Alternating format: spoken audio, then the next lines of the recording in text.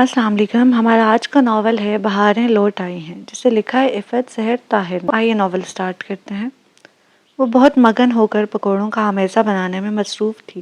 نظروں کی تپش نے احساس دلایا کہ کوئی اسے دیکھنے بلکہ گھورنے میں مصروف ہے. اس نے بے توجگی سے کچن کے دروازے کی طرف دیکھا اور پھر بے ساختہ مسکرا دی. ایان، تم کب آئے؟ تمہیں اس سے کیا؟ تم منگنیاں کراتی پھرو. وہ سلگ کر بولا تو اسے ہنسی آنے لگی. منگنیاں نہیں، منگنی. اس نے تصحیح کرتے ہوئے امیزے والا باؤل فریج میں رکھا اور پلٹ کر سنک میں ہاتھ دھونے لگی. شرم تو نہیں آ رہی؟ اتنی ٹھٹائی سے اعتراف کرتے ہوئے وہ جل کر بولا. تنظیم کو اچھی طرح معلوم تھا کہ یہ دھواں سا کہاں سے اٹھ رہا ہے. مسکراہٹ دباتے ہوئے دوپٹے کے پلو سے ہاتھ خشک کرتی پلٹی. شرم تو آ رہی ہے، مگر اب تم خود ہی پوچھ رہے ہو تو بتانا تو پڑے گا ہی. اس نے ماندانہ انداز میں کہا تو ایان چند لمحے تیز نظروں سے اسے گھورتا رہا. اچھا بس، زیادہ روب نہ جھاڑو. زیادہ اعتراض ہے تو اپنے ماموں جان سے پوچھو، میرا کوئی قصور نہیں ہے.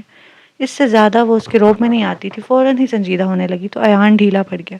پھر بھی تانی، میرے بغیر تم نے منگنی کرا لی، مجھے بہت افسوس ہو رہا ہے. وہ غمگین ہوا اور اس بات کا غلط تو تنظیم کو بھی بہت تھا. اس کا سب سے اچھا کزن اور بہترین دوست اس کی منگنی میں شریک نہیں تھا. وہ پاکستان ہی میں تھا جب تنظیم کے لیے رشتہ آیا. ابھی بات آگے بڑھی بھی نہ تھی کہ اسے 2 ہفتوں کے لیے اٹلی جانا پڑ گیا. ادھر ابو نے بالا ہی بالا لڑکے کے بارے میں معلومات کرا کے ہاں کر دی اور 2 دن بعد ہی منگنی. اتنے بےخبر تو نہیں ہو، حالات تو معلوم ہی ہیں. کیا مشی سے بھی رابطہ نہیں تھا تمہارا؟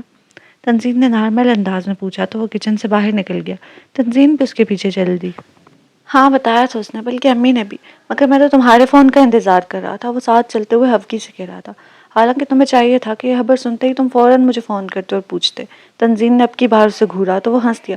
اچھا جناب، سارا قصور میرا ہی ہے. نہ جی، آدھا تو بھلے شاہ کا ہے. وہ بے ساختہ بولی اور پھر دونوں ہنس دیے. چائے پیو گے؟ اس نے پوچھا تو وہ ابو کے کمرے کی طرف بڑھتے ہوئے بولا. ہاں، بلکہ وہ پکوڑے بھی کھاؤں گا جو تم بنانے والی ہو. پہلے ذرا ماموں جان سے 2 ہاتھ کر لوں. کاش میں تمہاری درگت بنتی دیکھ سکتی. وہ شرارت سے حسرت آمیز انداز میں بولی تھی. خبردار. وہ ہنستا ہوا ابو کے اسٹڈی روم میں گھس گیا جبکہ وہ امی سے چائے کا پوچھنے لگی. اب بتاؤ، خوش ہے تمہاری کزن منگنی کروا کے؟ اسے بیڈمنٹن کا چوتھا راؤنڈ بھی ہارنے کے بعد مشل نے بلاہر ہار مان ہیلی. ٹاول سے پسینہ خشک کرتی وہ ریکٹ وہیں پھینک کر گھاس پر ہی بیٹھ گئی. ایان نے اس سے کچھ فاصلے پر اس کے سامنے بیٹھتے ہوئے بولا.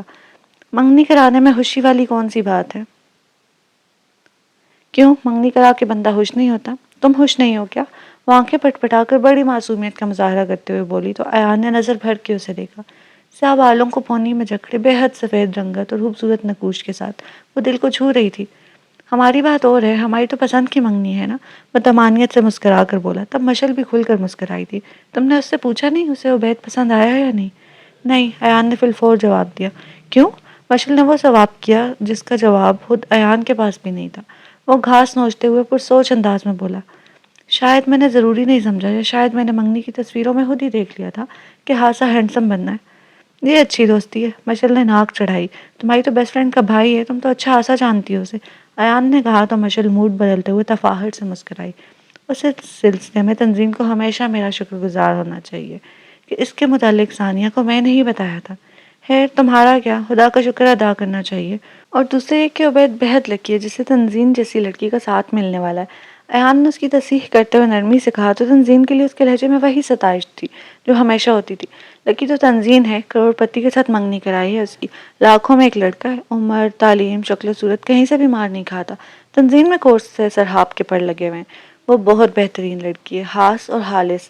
ایان نے اسی انداز میں جواب دیا. وہ تمسخرانہ لہجے میں بولی. لڑکی نہ ہوئی، کوئی گھی کا ڈبہ ہو گیا، اصلی اور خالص. تم اسے جانتی نہیں ہو اس لیے ایسی باتیں کرتی ہو. کتنی مرتبہ کہا ہے اس سے ملا کرو، دیکھنا خود میں کتنی تبدیلی محسوس کرو گی. وہ پریقین انداز میں بولا تو مشل چٹک گئی. کیوں، مجھ میں کیا حامی ہے؟ میں نے یہ کب کہا؟ میرا مطلب تھا کہ…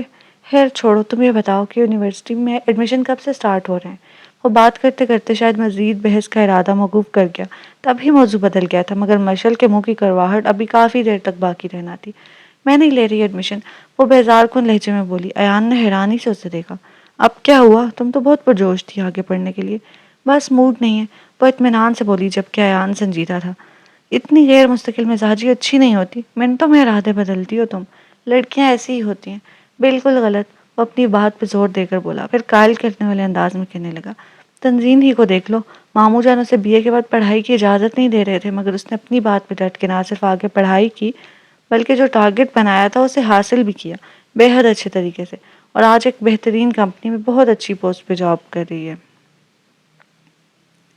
ہمارے ہاں کون سے کھانے کے لالے پڑے ہیں جو میں ٹکے ٹکے کی نوکریاں تلاش کرتی پھروں، اور ویسے بھی میں کون سا نوکری کرنا چاہتی ہوں جو پڑھائی میں سر کھپاتی رہوں؟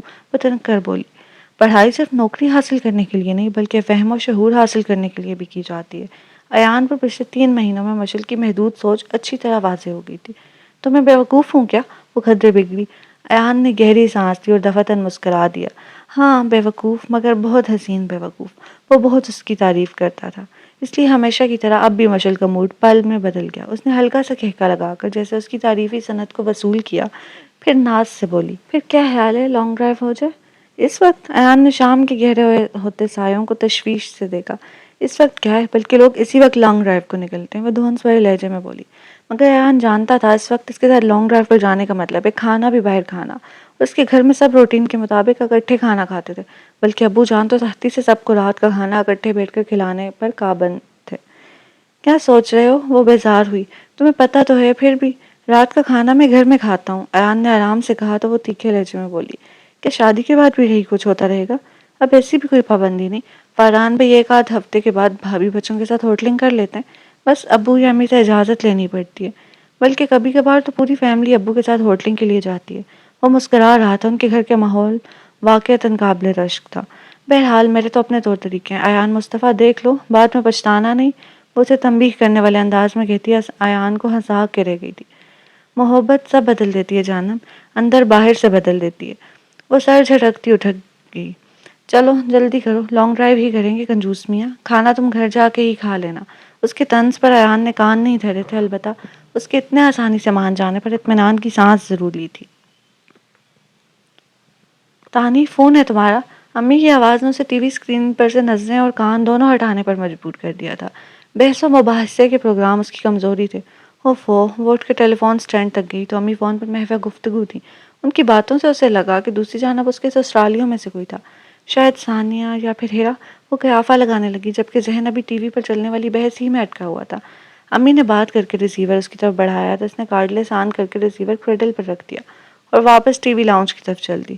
السلام علیکم، بڑی خوش دلی سے اس نے کہا تھا۔ وعلیکم السلام، جیتی رہیے، خدا جلد آپ کی رخصتی کرے۔ دوسری طرف سے آنے والی مردانہ آواز بے حد غیر متوقع تھی۔ تنزین ہڑبڑا کر رہ گئی، فوراً ریموٹ اٹھا کر ٹی وی کی آواز کم کی۔ جی کون بھی ہوگی، اور آئس کریم بھی ابھی پروگرام بنا لیتے ہیں۔ وہ چہک رہا تھا، کہیں عبید تو؟ تنزین کو شک گزرا۔ دیکھیں ٹھیک سے اپنا تعارف کرائیں ورنہ۔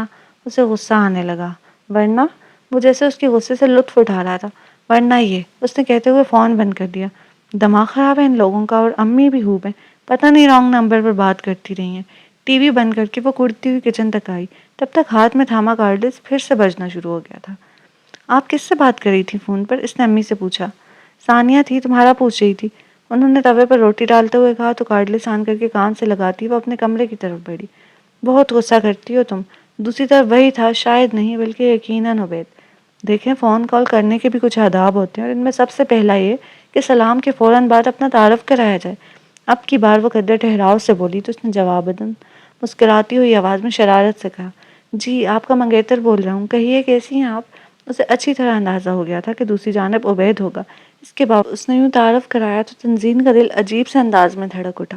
اس کی خاموشی پر دوسری جانب سے ہنسی ابھری۔ دیکھا کتنا باروب تعارف ہے۔ جی نہیں، ایسی کوئی بات نہیں ہے، وہ اپنے فطری پر اعتماد انداز میں بولی۔ دراصل میں آپ کی توقع نہیں کر رہی تھی۔ ثانیہ کہاں ہے؟ ثانیہ کو چھوڑو، تم ڈائریکٹ مجھ سے بات کرو، وہ بے تکلفی سے بولا۔ بعض رابطوں کے لیے پل ضروری ہوا کرتے ہیں۔ تنزین نے سنجیدگی سے اسے کچھ باور کرانا چاہا، مگر وہ برجستہ بولا، ہاں مگر ہر رابطے کے لیے نہیں۔ تنزین نے گہری سانس بھری۔ یقیناً اس سے منگنی کے بعد منگیتروں والا مخصوص رابطہ رکھنا چاہتا تھا وہ۔ دیکھیں لڑکیوں کی کچھ حدود ہوا کرتی ہیں، اس نے کہنا چاہا، مگر وہ اس کی بات کاٹ کر ہنسی میں اڑا گیا۔ کس زمانے کی بات کرتی ہو، اب تو ہر بات لامحدود ہے، مگر میں انہی حدود میں رہنا پسند کرتی ہوں، وہ سنجیدگی سے کہتی اپنے بستر پر آ بیٹھی تھی۔ مثلاً؟ وہ اب بھی غیر سنجیدہ تھا۔ مثلاً یہ کہ والدین کی لا علمی میں اپنے منگیتر سے ٹیلی فونک گفتگو کرنا کمن تھی نا، وہ بے تکلفانہ انداز میں اس کا نام بگاڑتے ہوئے بولا۔ اب تم بڑی ہو چکی ہو، جاب کر رہی ہو، کوئی کالج گرل نہیں ہو جسے اس طرح کے وسوسے آ رہے ہیں۔ جاب کرنے والی لڑکیاں اخلاقی پابندیوں سے آزاد ہو جاتی ہیں کیا؟ تنزین نے ہلکے پھلکے انداز میں پوچھا۔ در حقیقت وہ اس معاملے کو نرمی سے حل کرنا چاہ رہی تھی، ورنہ نئے نئے رشتے میں دراڑیں پڑ سکتی تھیں۔ اوفو، لگ رہا ہے کسی استانی صاحبہ کا نمبر ملا بیٹھا ہوں۔ وہ جیسے بیزار ہوا تھا۔ آپس میں بات کرنے میں اخلاقیات کہاں سے آ گئے؟ تو پھر آپ نے امی سے بات کیوں نہیں کی؟ ان سے بات کر کے خود مجھے بلواتے تو یہ بات علم میں بھی ہوتی کہ اس وقت ان کی بیٹی کس سے بات کر رہی ہے۔ اس نے ثانیہ کو استعمال کر کے اس کو فون پر لانے والی بات کو پوائنٹ آؤٹ کیا۔ حد ہو گئی، یعنی میں نے پہلی بار تمہیں فون کیا اور تم فضول کی بحث لے کے بیٹھ گئی ہو۔ آئی ایم سوری، لیکن اگر آپ امی یا ابو سے اجازت لے لیتے تو میں ضرور آپ سے رابطہ رکھتی۔ اب کی بار اس نے صاف صاف بات کرنے کی ٹھانی، لہذا بر کو ادھر خاموشی چھا گئی۔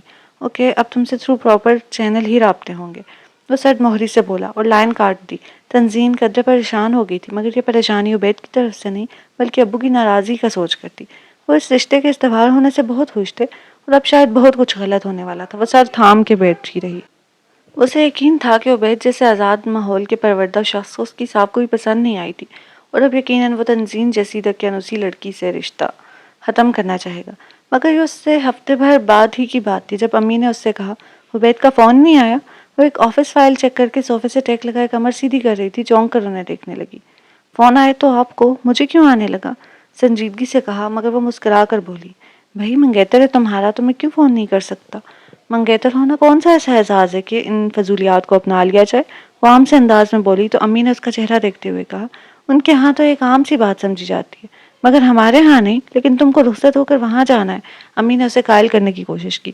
درست ہے، لیکن جب تک میں یہاں ہوں وہاں کے اصول نہیں اپنا سکتی، وہ قطعیت سے بولی تو امی نے اسے سمجھانا چاہا، کچھ حالات کا بھی تقاضا ہوتا ہے دانی، جب حالات آئیں گے تب دیکھا جائے گا۔ وہ لاپرواہی سے بولی، پھر قدرے توقف کے بعد کہنے لگی، میں تو پہلے ہی کہہ رہی تھی کہ ان لوگوں کے اور ہمارے ماحول میں زمین و آسمان کا فرق ہے۔ ہمارے ہاں کب پسند کیا جاتا ہے لڑکیوں کا اپنے منگیتروں سے بات چیت کرنا؟ سمرین آپی کو تو نہ ملی ایسی آزادی۔ اس نے اپنی بڑی شادی شدہ بہن کی مثال دی تھی۔ اسے اندر ہی اندر امی کے رویے پر بھی حیرت ہو رہی تھی۔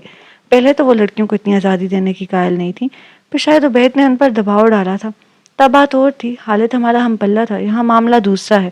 امی نے دبے لفظوں میں کہا تو وہ ناراض ہو گئی۔ اوہو، دولت مند ہوں گے تو اپنے گھر کے، ہم کیوں ہمارا حب میں آئے؟ تمہارے ابو نے اجازت دی ہے۔ وہ اس کے انداز پر دھیمی پڑ گئی۔ تنزیل کو تمام دلائل اور رنجو ہوتے محسوس ہوئے۔ ابو نے؟ اس نے بے یقینی سے امی کی طرف دیکھا تو انہوں نے اس بات میں سر ہلا دیا۔ بہت آزاد خیال ہو گئے ہیں ابو۔ تنزین کو برا محسوس ہوا۔ ابو تو ان معاملات کو پسند نہیں کرتے۔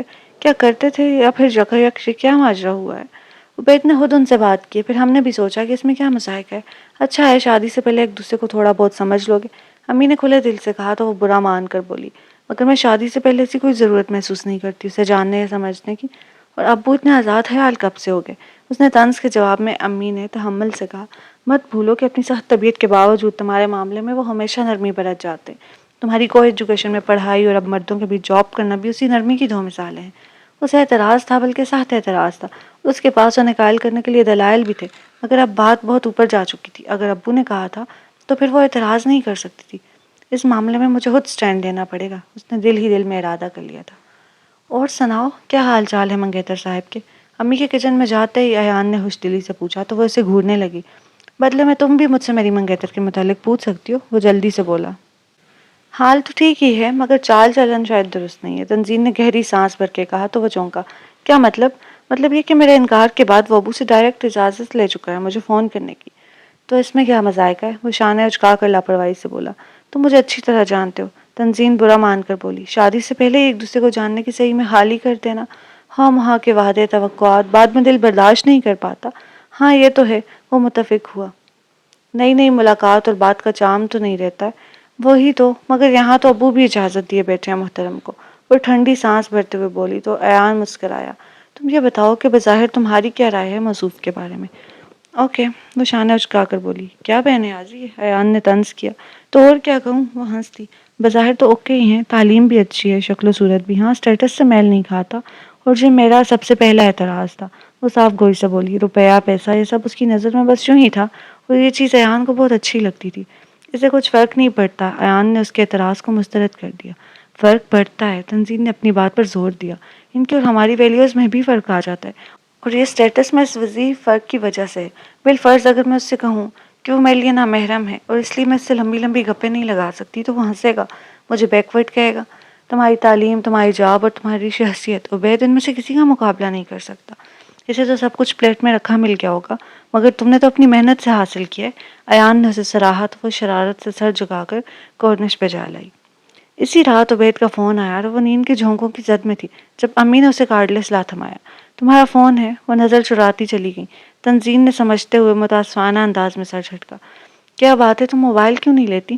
سلام و دعا کے بعد وہ جرا پر اترا۔ موبائل تو ہے میرے پاس، وہ سادگی سے بولی تو عبید نے جیسے اس کی بے وقوفی پر سر پیٹ لیا۔ تو مجھے نمبر کیوں نہیں دیا؟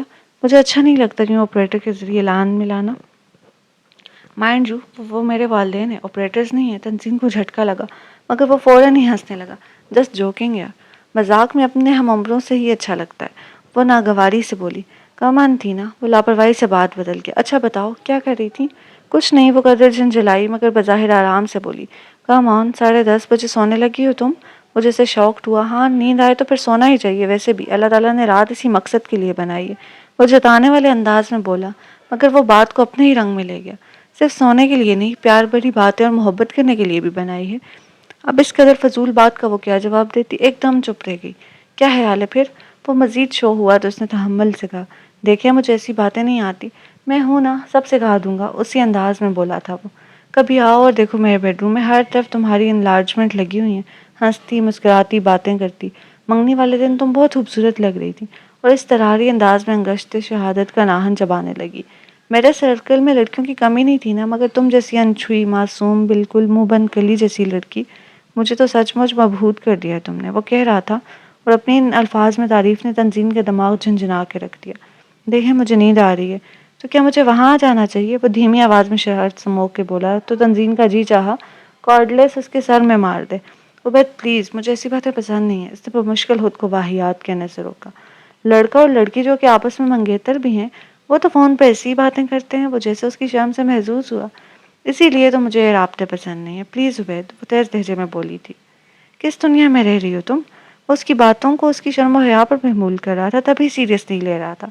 بہت اچھی دنیا ہے میری عبید، اور میں اس میں بہت خوش بھی ہوں، وہ ٹھہرے ہوئے لہجے میں بولی تھی۔ بہت بورنگ ہو تم۔ میں ایسی ہوں، اس کا انداز لٹوک تھا، مگر مجھ تک آنے کے لیے تمہیں خود کو بہت بدلنا پڑے گا تنزین۔ وہ یکلخت سنجیدہ ہوا۔ تبدیلی تو ہر لڑکی کی زندگی میں آتی ہے عبید، مگر فی الحال مجھے میری زندگی جی لینے دیجیے، جب وقت آئے گا تب تبدیلی بھی آ جائے گی، تنزین نے بھی اسی کے انداز میں کہا۔ تو وہ قدر توقف کے بعد عبید نے خدا حافظ کہہ کر فون بند کر دیا تھا۔ تنزین اپنی جگہ الجھ کر رہ گئی۔ تمہاری کزن خود کو سمجھتی کیا ہے؟ عبید بھائی کو تو ایسی چٹکیوں میں اڑاتی ہے جیسے وہ کچھ ہے ہی نہیں اس کے سامنے۔ مشی اس پر یوں چڑھ دوڑی جیسے سارا اسی کا قصور ہو۔ ایان نے حیران ہو کر اسے دیکھا۔ کیا ہوا ہے؟ میں تو پچھتائی ہے منگنی کروا کے، وہ اپنی خوبصورت سی ناک سکیڑتے ہوئے کہہ رہی تھی۔ ایان نے دلچسپی سے اسے دیکھا۔ تم نے کیا کیا؟ یہ تو قسمت کا لکھا تھا۔ ویسے بھی ثانیہ اور خاص طور پر اس کی امی کو تنزین بہت پسند آئی تھی، اور بعد میں پتہ چلا کہ عبید بھی اس کی تصویر دیکھتے ہی راضی ہو گیا تھا۔ وہ سامنا تو میں نے ہی کرایا تھا نا دونوں پارٹیز کا، وہ چڑی۔ ہاں تو اب کیا ہو گیا ہے؟ ایان نے مسکراہٹ دبائی۔ اب یہ ہوا کہ سینکڑوں مردوں کے ساتھ کام کرنے والی تمہاری کزن کو منگیتر سے فون پر بات کرنے اور ملنے میں کیا اعتراض ہے؟ وہ طنز سے بولی تو ایان سنجیدہ ہو گیا۔ تم سے کس نے کہا ہے سب؟ ثانیہ نے اور عبید بھائی نے بھی۔ وہ تو باقاعدہ مجھ سے ناراض ہو رہے تھے۔ وہ اپنے سیاہ بالوں کو سمیٹ کر اونچی پونی میں قید کرنے لگی۔ تم پہ کیوں ناراض ہو رہے تھے؟ یہ ان کا آپس کا معاملہ ہے، چاہے ان کی منگیتر ان کے ساتھ باہر جائے یا نہ جائے، بات کرے یا نہ کرے، یہ ان کا درد سر ہے، وہ حق رکھتی ہے۔ ایان نے ناگواری سے کہا۔ تنزین بھی تو صحیح نہیں کر رہی نا، غلط والی بھی اس میں کوئی بات نہیں ہے۔ ویسے مجھے اس کی ذہنی اپروچ اچھی لگی۔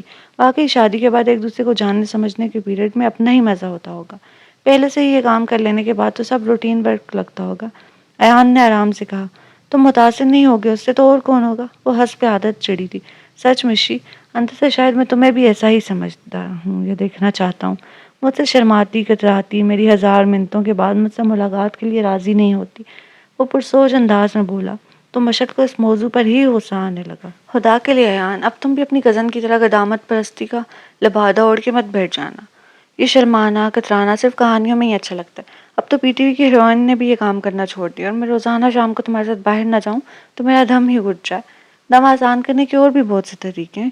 امور خانہ داری میں دلچسپی لو، تانی کو دیکھو، جاب تو کرتی ہے، ساتھ میں بہت اچھی کوکنگ بھی آتی ہے اسے۔ وہ عادتاً بولا تو مشی کے اندر بھونچال سے اٹھا۔ ہر بات میں مجھے اس کی مثال مت دیا کرو ایان۔ وہ اس قدر سرمہری سے بولی کہ ایان یکلخت خاموش ہو کر اس سے دیکھنے لگا۔ تو وہ اپنی بات پر زور دے کر بولی، میں مشل ہوں، مشل سکندر، اور میرے پاپا جو کہ تمہارے سسر بننے والے ہیں ٹاپ کے بزنس مین ہیں۔ میں تنزین رضا نہیں ہوں اور نہ کبھی بنوں گی۔ میں تمہیں تنزین رضا بننے کو نہیں کہہ رہا مشی، مگر کسی کی اچھی باتیں تو ہم اڈاپٹ کر سکتے ہیں نا۔ اس کے انداز نے ایان کو مدافعانہ انداز اپنانے پر مجبور کر دیا تھا۔ تو تم کیا سمجھتے ہو کہ مجھ میں اچھی باتیں نہیں ہیں؟ وہ اس کی آنکھوں میں جھانکتے ہوئے استہزائی انداز میں بولی۔ اس سے پہلے بھی ایان نے کئی بار محسوس کیا تھا کہ وہ تنزین سے حسد کرتی ہے، یا شاید اس کے ذکر میں دلچسپی محسوس نہیں کرتی، مگر آج اس کی تلخی تو کچھ اور ہی بیان کر رہی تھی۔ کیا بچوں جیسا رویہ ہے مشی، اور تم یہ تانی کا ذکر کس انداز میں کرتی ہو؟ کیا تمہارا اس سے کوئی رشتہ نہیں ہے؟ ایان نے اسے سرزنش کرنے والے انداز میں کہا تو وہ ناگواری سے بولی، وہ صرف تمہاری کزن ہے اور بس۔ میرے رشتے تمہارے لیے بھی قابل احترام ہونے چاہیے مشی۔ ایان کو دکھ ہوا۔ بس کرو ایان، ہر بات کی ایک حد ہوتی ہے۔ وہ کون سا میری سگی نند ہے جو تم اس قدر ٹچی ہو رہے ہو؟ مشل کو غصہ آنے لگا۔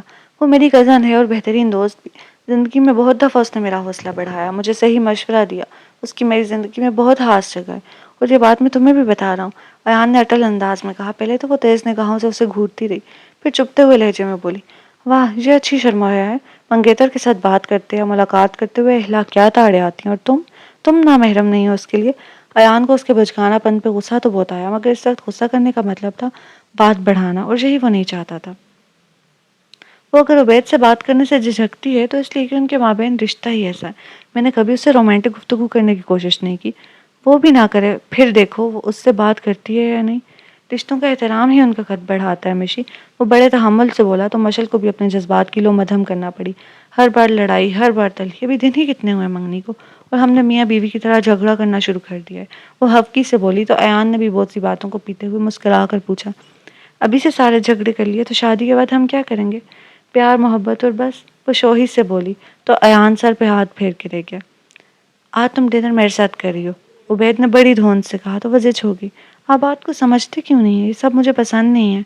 آج بتا ہی دو کون پسند ہے تمہیں؟ وہ اس قدر سنجیدگی سے بولا کہ تنزین کا دماغ جھنجھنا اٹھا۔ کیا مطلب ہے آپ کا؟ مطلب صاف ظاہر ہے، میں منگیتر ہوں تمہارا، مگر نہ تو تمہیں مجھ سے بات کرنا پسند ہے اور نہ ہی ملنا۔ فون کرتا ہوں تمہارے باندھے گفتگو کرتی ہو، فون بند کرنے کے بہانے ڈھونڈتی ہو، اس کا میں کیا مطلب لے سکتا ہوں؟ وہ تلخی سے کہہ رہا تھا۔ بہت خوب۔ تنزین کو ہلکا سا غصہ آنے لگا۔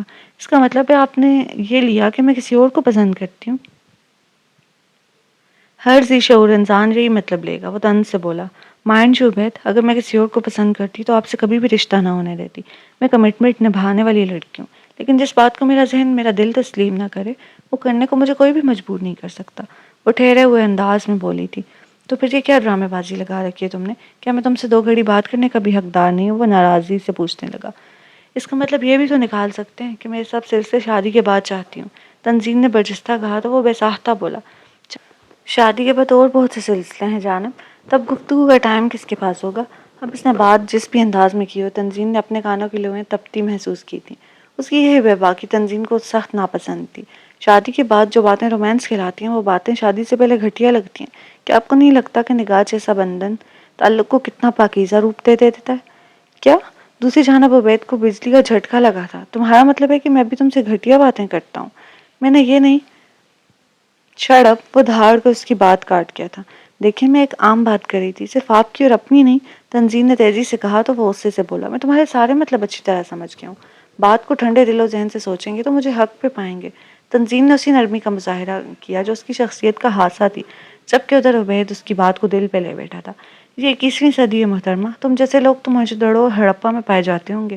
وہ جل کر بولا، پھر تلخی سے کہنے لگا، اپنے کزن کو دیکھو، مشی کے ساتھ اڑتا پھرتا ہے، اسے کبھی نہیں بتایا تم نے اپنے نام نہاد اخلاقیات؟ ان کا آپس کا معاملہ ہے، دونوں فریقین رشتے کو جیسے نبھانا چاہتے ہیں ویسے ہی نبھا رہے ہیں۔ تنزین نے ایان اور مشل پر تبصرے سے گریز ہی کیا۔ بہرحال میں آج تمہارے ساتھ ڈنر کرنا چاہتا ہوں اور بس۔ وہ اٹل انداز میں بولا تو تنزین چپ ہو گئی۔ ٹھیک ہے، رات ٹھیک 8 بجے ہمارے گھر آ جائیے گا، سب مل کے ڈنر کریں گے۔ چند لمحوں کے توقف کے بعد وہ آرام سے بولی تو عبید نے دانت پیسے، میں تمہارے گھر والوں کے ساتھ نہیں بلکہ تمہارے ساتھ ڈنر کرنا چاہتا ہوں، اور میں آپ کے ساتھ اپنے گھر والوں کی موجودگی میں ڈنر کرنا چاہتی ہوں۔ تم اچھا نہیں کر رہی تنزین، نہ میرے ساتھ اور نہ ہی اپنے ساتھ۔ وہ جیسے اسے دھمکا رہا تھا۔ میں ابھی اپنے والدین کے گھر میں ہوں عبید، اور یہاں پر یہی اصول ہیں۔ تم میری منگیتر ہو، اس نے جیسے اسے یاد کرایا تھا۔ منگیتر ہوں، بیوی نہیں۔ وہ بھی اٹل لہجے میں بلاہر کہہ ہی گئی تھی تو عبید نے مزید بات کیے بنا ٹھک سے فون بند کر دیا۔ یہ عبید کی آخری فون کال تھی۔ وہ کافی دیر سے مشل کی والدہ کے ساتھ بیٹھا تھا، جبکہ مشل صاحبہ دن کے 11:30 بجے بھی سو کر نہیں اٹھی تھی۔ اس کی والدہ نے تو اسے کھلے دل بلکہ کھلے ذہن کے ساتھ اجازت دی تھی کہ وہ جا کے اسے جگا سکتا ہے، مگر ایان کی تربیت اس انداز کی نہ تھی۔ وہ جانتا تھا کہ مشل اور اس کے رہن سہن اور تربیت میں بہت فرق ہے، مگر پھر بھی اس نے مشل کو پہلی نظر میں پسند کیا تھا تو منگنی کرانے میں دیر نہیں لگائی تھی، اور آج 3 ماہ گزر جانے کے باوجود بھی، وہ مشل کی طرف سے کھلی چھوٹ ہونے کے باوجود بھی ان کے ماحول کی آزادی کو اپنا نہیں پایا تھا۔ آج ملازمہ چھٹی پر تھی، جس کی وجہ سے مشل کی والدہ کو خود جا کر ایان کے لیے کولڈ ڈرنک کا گلاس لانا پڑا تھا۔ اب پچھلے 15 منٹ سے وہ مسلسل ملازمین کی ہٹ حرامی اور احسان فراموشی کے قصے سنائے جا رہی تھی۔ جتنا بھی دے دو انہیں کم ہے۔ اب دیکھو، صبح اس کے ڈیڈی ناشتہ کر کے گئے ہیں، میں نے کیا، برتن دھلنے کو پڑے، اور ہماری فاطمہ صاحبہ چھٹی کر کے بیٹھ گئی۔ ہر وقت ہڈی ڈالتے رہو، ان لوگوں کو تب بھی ہوش نہیں ہوتے، اپنا حق سمجھ کر وصول کرتے ہیں اور کرنی اپنی مرضی ہے۔ اب دیکھو ذرا کتنے مزے سے گھر بیٹھی ہوگی، دوپہر کی ہانڈی بھی نہیں چڑھائی آج اس نے۔ وہ مسلسل اپنی کام والی کو کوس رہی تھی۔ کیا؟ ایان کو جھٹکا لگا، اسے محسوس ہوا شاید سننے میں غلطی ہوئی ہے۔ کھانا بھی وہی پکاتی ہے؟ ارے ہاں، وہی کم بخت پکاتی ہے، پہلے ہنسامہ رکھا ہوا تھا، وہ بھی ایسے ہی ہیلے بہانوں سے بھاگ گیا تو مجبوراً 2 ہفتوں سے اسی سے کام چلا رہے ہیں۔ جب تک کسی اچھی ہنسامہ کا بندوبست نہیں ہو جاتا۔ وہ آرام سے بولی۔ ایان کی طبیعت مکتر ہونے لگی، اس کی امی بھاری وجود کی تھی، دوسرے جوڑوں کا درد انہیں کچھ کرنے نہیں دیتا تھا۔ کپڑے دھونے اور صفائی کرنے کے لیے انہوں نے بھی ملازمہ رکھی ہوئی تھی، مگر کچن کی ذمہ داری انہوں نے کبھی بھی نہیں چھوڑی تھی، اور اب پچھلے سال سے یہ ذمہ داری خود بہت نائمہ پر آ پڑی تھی، جو ایان سے چھوٹی تھی اور BA کے پیپرز کے بعد فارغ ہوئی تھی۔ بقول اس کی امی کے، ہانڈی بھی اتنی ہی پکانی عورت کو تو، اور کرنا ہی کیا ہے؟ تو آنٹی آپ خود ہانڈی پکایا کریں، گھر کی عورتوں کے ہاتھ سے پکے کھانے کی خوشبو ہی اور ہوتی ہے۔ وہ رہ نہیں سکا تھا۔ وہ کون ان جھنجھٹوں میں پڑے، ہر وقت لہسن پیاز ہی بنے رہو، وہ اکتاہٹ سے بولی۔ انہیں ہر وقت نقصق سے تیار اور خوشبوؤں میں بسے رہنے کی عادت تھی۔ ایان نے گہری سانس بھری۔ تیرا پتہ نہیں کیا بننے والا ہے ایان، ساس صاحبہ کے فرمودات ایسے ہیں تو پھر بیوی۔ خیر، مالی کی بیوی کو بلوایا ہے میں نے، برتن تو وہ دھو ڈالے گی اور لنچ اور ڈنر ہوٹل میں ہو جائے گا، وہ مطمئن تھی۔ اسی وقت مشل چلی آئی۔ تم آج صبح صبح؟ وہ حیران تھی۔ محترمہ، باہر دھوپ چڑھی ہوئی ہے، آدھا دن گزر چکا ہے اور تمہاری صبح ہی شروع نہیں ہو رہی۔ ایان نے طنز کیا تو وہ اثر لیے بغیر ہنستی ہوئی اس کے ساتھ ہی صوفے میں دھنس گئی۔ ایان نے ایک نظر اس کی والدہ کو دیکھا، مگر وہ لاپرواہی سے چینل سرچنگ میں مصروف تھیں۔ ایان ٹھنڈی سانس بھرتا اس کی جانب متوجہ ہوا۔ ڈرائنگ روم میں چلتے ہیں، تمہیں نئی پینٹنگ بھی دکھانی ہے جو ڈیڈ نے مہنگے داموں خریدی ہے۔ مشل اٹھ کھڑی ہوئی تو مجبوراً ایان کو بھی اس کی تقلید کرنا پڑی۔ ماما، چائے تو بھجوا دیں ذرا، چلتے چلتے اس نے کہا تو وہ ناگواری سے بولی۔ فاطمہ نہیں آئی آج بھی؟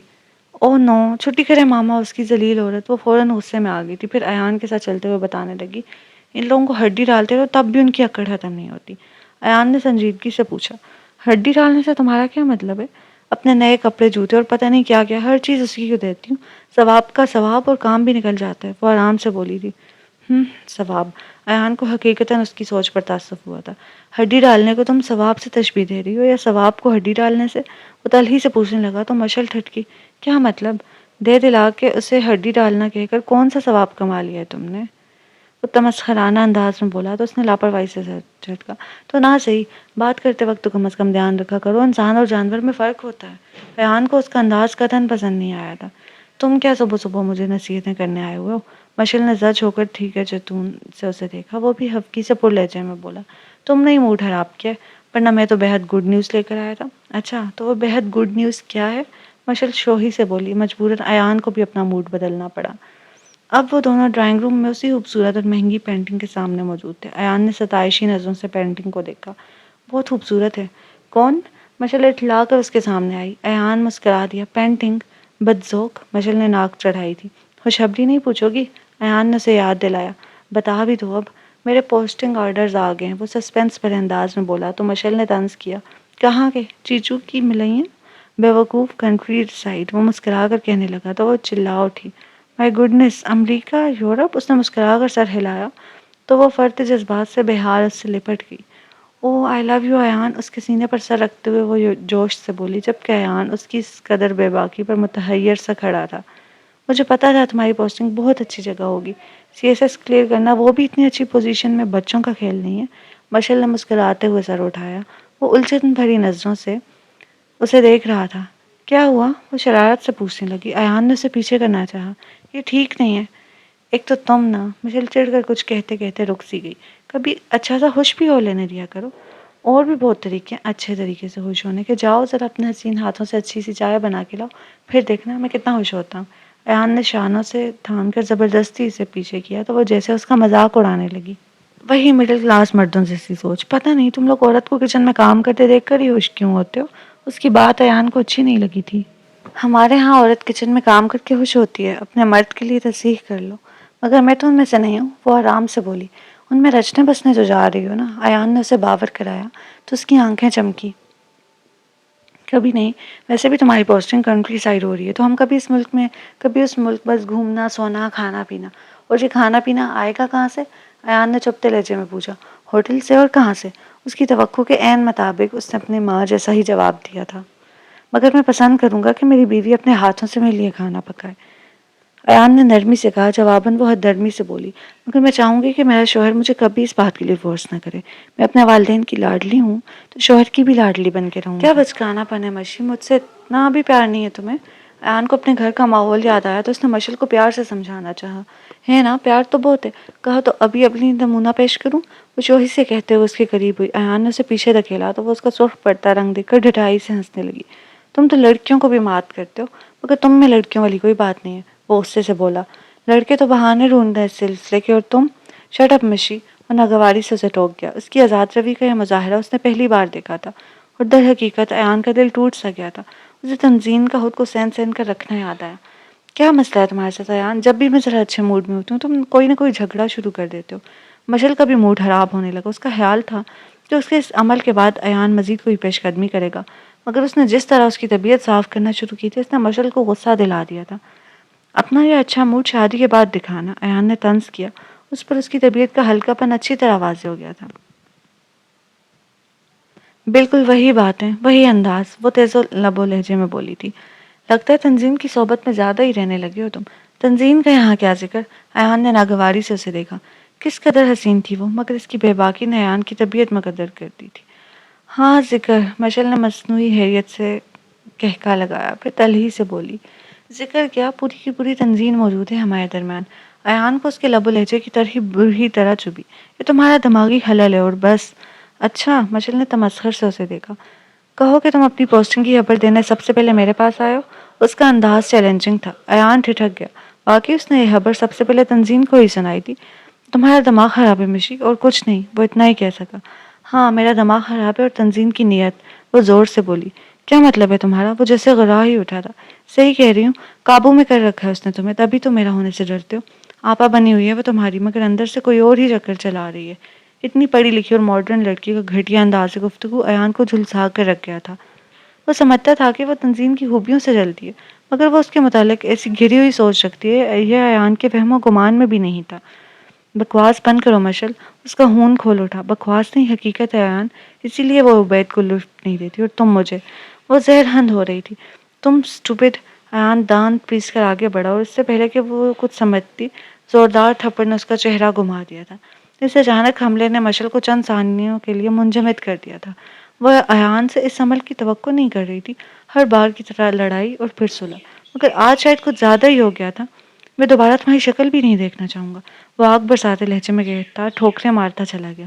مشل وہیں کھڑی چلانے لگی تھی۔ اس کی ماما افتاں و ہیزاں وہاں تھی، وہ ان سے لپٹ گئی۔ وہ بار بار اس سے رونے چیخنے کی وجہ پوچھ رہی تھی۔ یہ پہلی بات تھی جو اس نے تنظیم سے چھپائی تھی۔ وہ سوچ بھی نہیں سکتا تھا کہ مذاق ہی مذاق میں مشل اس حد تک بھی جا سکتی ہے۔ تب ہی شاید اس نے تنظیم کا رشتہ عبید سے کرانے میں اتنی دلچسپی لی تھی۔ ایان کو خیال آیا، اور عبید سے اس کا رشتہ نہ بھی ہوتا تب بھی تنظیم کو بہت پسند کرنے، اس کی خوبیوں کا معترف ہونے کے باوجود ایان نے کبھی اسے شادی کرنے کے نظریے سے نہیں دیکھا تھا۔ وہ اس سے 1.5 سال بڑی تھی۔ امی نے ایان سے بات تو کی تھی تنظیم کے متعلق، اور شاید وہ ہاں بھی کر دیتا، مگر اس وقت تک وہ مشل سے کمٹمنٹ کر چکا تھا، اور مشل، اسے سوچ کر ہی کراہیت محسوس ہوئی۔ گھٹیا سوچ اور گھٹیا ذہن کی مالک۔ کیا دیکھ کر پسند کر لیا میں نے اسے؟ محض شکل و صورت؟ وہ خود پر افسوس کر رہا تھا۔ اور تنظیم، اس کے متعلق تو امی نے خود پوچھا تھا مجھ سے۔ افسوس، ہیرا چھوڑ کے جلتا کوئلہ ہاتھ میں لے لیا میں نے۔ اس کی سوچ نے پلٹا کھایا تھا۔ میں بات کروں گا عبید سے، وہ اس سے پوچھ رہا تھا۔ تم کیا بات کرو گے؟ تنظیم نے سنجیدگی سے اسے دیکھا۔ یہی کہ وہ تمہیں تنگ کرنا بند کرے، اور یہ کہ ہمارے گھرانوں میں یوں آزادانہ ملنا ملانا پسند نہیں کیا جاتا۔ ایان نے کہا تو وہ مسکرائی۔ وہ مجھے تمہاری اور مشل کی مثالیں دیتا ہے، تم اسے کیا سمجھاؤ گے؟ کیوں، ہماری کیوں مثال دیتا ہے؟ ایان کو غصہ آیا۔ اوف، وہ بات ختم کرو، پتہ نہیں مجھے بھی ہر بات تم سے شیئر کرنے کی بیماری کیوں ہے۔ تنظیم جیسے پچھتائی تھی۔ میں اس سے نہ صرف ملوں گا بلکہ بات بھی کروں گا، ایان نے اٹل انداز میں کہا۔ تو وہ جو عبید کے تیور دیکھ چکی تھی فی الفور بولی، نہیں تم اس سے کچھ نہیں کہو گے، وہ خاموش ہے، یہی بہتر ہے۔ کل کو وہ کوئی اور ڈیمانڈ لے کے آ جائے گا، تب دیکھا جائے گا۔ ماموں جان نے اسے اتنی کھلی چھوٹ کیوں دے رکھی ہے؟ وہ بے چین ہونے لگا۔ اس سے مشل کے بے باک انداز یاد آئے، عبید تو پھر ایک مرد تھا، اس کی آزادی کی بھلا کیا حد ہوتی؟ ان کے خیال میں اتنا اچھا رشتہ ہاتھ سے نکلنا نہیں چاہیے، ہزاروں اچھے پڑے ہیں اس دنیا میں، انہیں یہی مل رہا تھا تمہارے لیے۔ وہ بولا تو تنظیم نے مسکراتی نظروں سے اسے دیکھا۔ ان ہزاروں میں سب سے پہلا کون ہے؟ اس نے مذاق میں پوچھا تو وہ بے اختیار بولا، میں۔ تنظیم کی نگاہ ساخت ہوئی، وہ مذاق میں بھی کبھی کوئی ایسی بات نہیں کیا کرتا تھا۔ Shut up. اوکے، میں شٹ اپ ہو جاتا ہوں۔ وہ مؤدب ہوا۔ اور تم عبید سے بھی نہیں ملو گے، میں ابو سے کہنے کی کوشش کروں گی، خواہ مخواہ میں رشتہ خراب ہو رہا ہے۔ تنظیم نے کہا تو اس نے سر ہلا دیا، مگر اسی شام وہ عبید کے آفس میں موجود تھا۔ کہیے جناب، آپ کو کیا کام پڑ گیا ہم سے؟ وہ جانتی نگاہ سے ایان کو دیکھ رہا تھا۔ تنظیم سے رشتہ داری کے ناطے اسے جس انداز میں ایان سے ملنا چاہیے تھا، اس حرص سگالی جذبے کا فقدان تھا اس کے انداز میں۔ میں تنظیم کے حوالے سے بات کرنے آیا ہوں، وہ قدر مسکرا کر دوستانہ انداز میں بولا تو عبید کی آنکھوں میں حیرت چمکی۔ پھر وہ وسیع ٹیبل پر آگے کی طرف جھکا۔ کیا مطلب ہے تمہارا؟ ایان کھنکارا۔ میں آپ کو صرف اتنا کہنا چاہتا ہوں کہ تنظیم اس ٹائپ کی لڑکی نہیں ہے جیسا آپ سمجھ رہے ہیں۔ اپنی طرف سے اس نے بہت پراثر انداز میں بات شروع کی، مگر مقابل بھرا بیٹھا ہے جس کے فرشتوں کو بھی علم نہیں تھا۔ میں بہت اچھی طرح سمجھ گیا ہوں اس کی بھی اور تمہاری بھی ٹائپ۔ وہ پھنکار کر بولا تو ایان کے حواس الرٹ ہو گئے تھے۔ بات بھول کر تحیر سے اسے دیکھا۔ اس کے ہیلے بہانے تو میں کئی دنوں سے سن رہا تھا۔ اگر آج تم نہ آتے تو میں سمجھتا کہ مشی جھوٹ بول رہی ہے، لیکن اب مجھ پر اچھی طرح واضح ہو گیا کہ تمہارے ہوتے ہوئے اسے کسی منگیتر کی ضرورت ہی نہیں ہے۔ یہ کیا بکواس ہے؟ ایان کا خون کن پٹیوں میں ٹھوکریں مارنے لگا تھا۔ اچھا، گیم کھیل رہے تھے تم دونوں؟ دولت ادھر ادھر سے اکٹھی کرنے کے لیے منگنیوں کے کھیل رچا لیے اور عشق و عاشقی ایک دوسرے سے؟ واہ! مشر جانے سے کس طرح کان بھرتی رہی تھی۔ Shirt up! ایان بے قابو ہونے لگا تھا۔ یو شٹ اپ اور یہاں سے نکل جاؤ، عبید نے حقارت سے کہتے ہوئے دروازے کی طرف اشارہ کیا تو ایان پھنکارا۔ پچھتاؤ گے تم ایک دن۔ عبید نے ایک بار پھر دروازے کی طرف اشارہ کیا۔ وہ آفس سے باہر نکلا تھا، لوٹا پٹا سا تھا۔ ان دنوں تو جیسے پوری دنیا ہی ایان سے خفا ہو رہی تھی۔ ہر کوئی دونوں منگنیاں ختم ہونے کا سزاوار اسی کو ٹھہرا رہا تھا۔ اس نے ہزار دلیلیں دی مگر کوئی بھی اس کی بات سننے کو تیار نہ تھا۔ اور ابو جی، وہ تو جو کرتے وہ کام تھا، وہ تو پہلے ہی مشل کے گھرانے کو پسند نہیں کرتے تھے۔ اندر سے تو شاید یہ رشتہ ختم ہونے پر خوش تھے، مگر تنظیم کے معاملے پر وہ اسی کو خطا کار سمجھ رہے تھے۔ ماموں جان نے صاف لفظوں میں اسے گھر میں داخل ہونے سے منع کر دیا تھا۔ اس بات نے ایان کو بہت تکلیف پہنچائی، اور سب سے بڑھ کر یہ کہ تنظیم اسی کا فون بھی اٹینڈ نہیں کر رہی تھی۔ امی بار بار روتی، میرا تو میکا ہی ختم ہو گیا، ایک بھائی ہی تو تھا، اس کے گھر کا دروازہ بھی بند ہوا جا رہا تھا۔ میری لاڈلی بھتیجی، اس نالائق نے داغ لگا دیا اس بیچاری کو۔ ایان کو ان کے الفاظ پر سخت اعتراض تھا، مگر صورتحال ہی کچھ ایسی تھی کہ وہ سننے پر مجبور تھا۔ ابو نے امی کو تسلی دی کہ ان کے بھائی کو منا لیں گے۔ نائمہ نے رازداری سے اسے بتایا تو وہ متجسس ہوا۔ وہ کیسے؟ آپ کی اور تنظیم آپا کی شادی کر کے؟ وہ بے نیازی سے بولی تو ایان کو لگا جیسے چھت اس کے سر پر آ گری ہو۔ دماغ تو ٹھیک ہے تمہارا؟ یوں ہی بکواس کیے جا رہی ہو۔ وہ یوں اچھلا جیسے کسی بچھو نے ڈنک مار دیا ہو۔ نائمہ نے منہ بنایا۔ میں نے خود سنا ہے، امی ماموں جی کی طرف سے بہت پریشان تھی۔ وہ ساری صورتحال کا ذمہ دار آپ کو قرار دے کر امی سے ناراض ہو چکے ہیں، سو ابو نے انہیں راضی کرنے کا یہی حل بتایا ہے، بہت قطعی انداز میں۔ آخر میں وہ زور دے کر بولی، اور میں بھی اس رشتے سے قطعی طور پر انکار کر رہا ہوں۔ وہ یوں دانت پیس کر بولا جیسے تنظیم رضا سے جانے کتنے جنموں سے دشمنی رہی ہو۔ نائمہ تو حیرت کے مارے مرنے کے قریب ہو گئی تھی۔ میں نے تو سوچا تھا آپ خوشی کے مارے اچھل پڑیں گے۔ مایوسی سے بولی تو وہ اور بھڑکا، ایسی کون سی 100 کروڑ کی لاٹری نکل آئی ہے میری؟ جاؤ اور جا کر بتا دو سب کو کہ میں شادی نہیں کروں گا۔ لو بھلا مجھے کیا پڑی ہے جوتی کھانے کی؟ جا کر خود اعلان کرتے پھریں بغاوت کا، ابو جی کو جانتے نہیں ہیں جیسے۔ نائمہ بڑبڑاتے ہوئے وہاں سے اٹھ کر چلی گئی تھی اور پیچھے سے جلنے کڑنے اور تل ملانے کو چھوڑ گئی تھی۔ تنظیم رضا، اسے سوچ کر ہی غصہ آنے لگا۔ وہ اس کی بہترین دوست ہوا کرتی تھی۔ پرسوں آنے والے فون سے پہلے تک وہ واقعی اسے اپنی بہترین دوست مانتا تھا۔ عبید کی طرف سے بات ختم کیے جانے اور ماموں جان کی طرف سے قطع تعلقی کے اعلان کے بعد اس کی پہلی فون کال تھی، وگرنہ اس سے پہلے نہ تو تنظیم نے خود کوئی رابطہ رکھا اور نہ ہی ایان کی کوئی کال ریسیو کی تھی۔ السلام علیکم، کیسی ہو تم؟ ایان کو اس کی فون کال پا کر خاصی خوشی ہوئی تھی۔ بہت خوش ہوں، میری زندگی میں 4 چاند جو ٹکا دیے ہیں تم نے۔ اس کی تلخی کے بھرپور جواب نے لہجہ بھر کو ایان کو خاموش کرا دیا تھا۔ میں خود بھی اس سلسلے میں تم سے بات کرنا چاہتا تھا تانی، مگر تم میری کال ہی اٹینڈ نہیں کر رہی تھی۔ وہ ماندانہ انداز میں بولا تو وہ پھٹ پڑی۔ ہاں، کیونکہ میں تم سے کوئی واسطہ رکھنا نہیں چاہتی تھی تانی۔ وہ اس کے رد عمل پر ششتر رہ گیا تھا۔ وہ تو سوچے ہوئے تھا کہ جیسے بھی صحیح، مگر اس رشتے کے ختم ہونے اور عبید جیسے شخص سے پیچھا چھوٹنے پر وہ اس کی ممنون ہوگی، مگر یہ وہ کیا کہہ رہی تھی؟ میں نے تمہیں منع بھی کیا تھا عبید سے ملنے کو، پھر بھی تم نے اپنی منمانی کی۔ تم ہوتے کون ہو میرے گارجین بننے والے؟ میرے بڑے موجود تھے اس مسئلے کو حل کرنے کے لیے، پھر تمہیں کیا تکلیف تھی اس معاملے میں پڑنے کی؟ یہ پہلی بار تھی وہ ایان سے اس لب و لہجے میں بات کر رہی تھی، اور یہ پہلی ہی بار تھا کہ ایان کو اس سے بات کرتے ہوئے الفاظ ختم ہوتے محسوس ہوئے تھے۔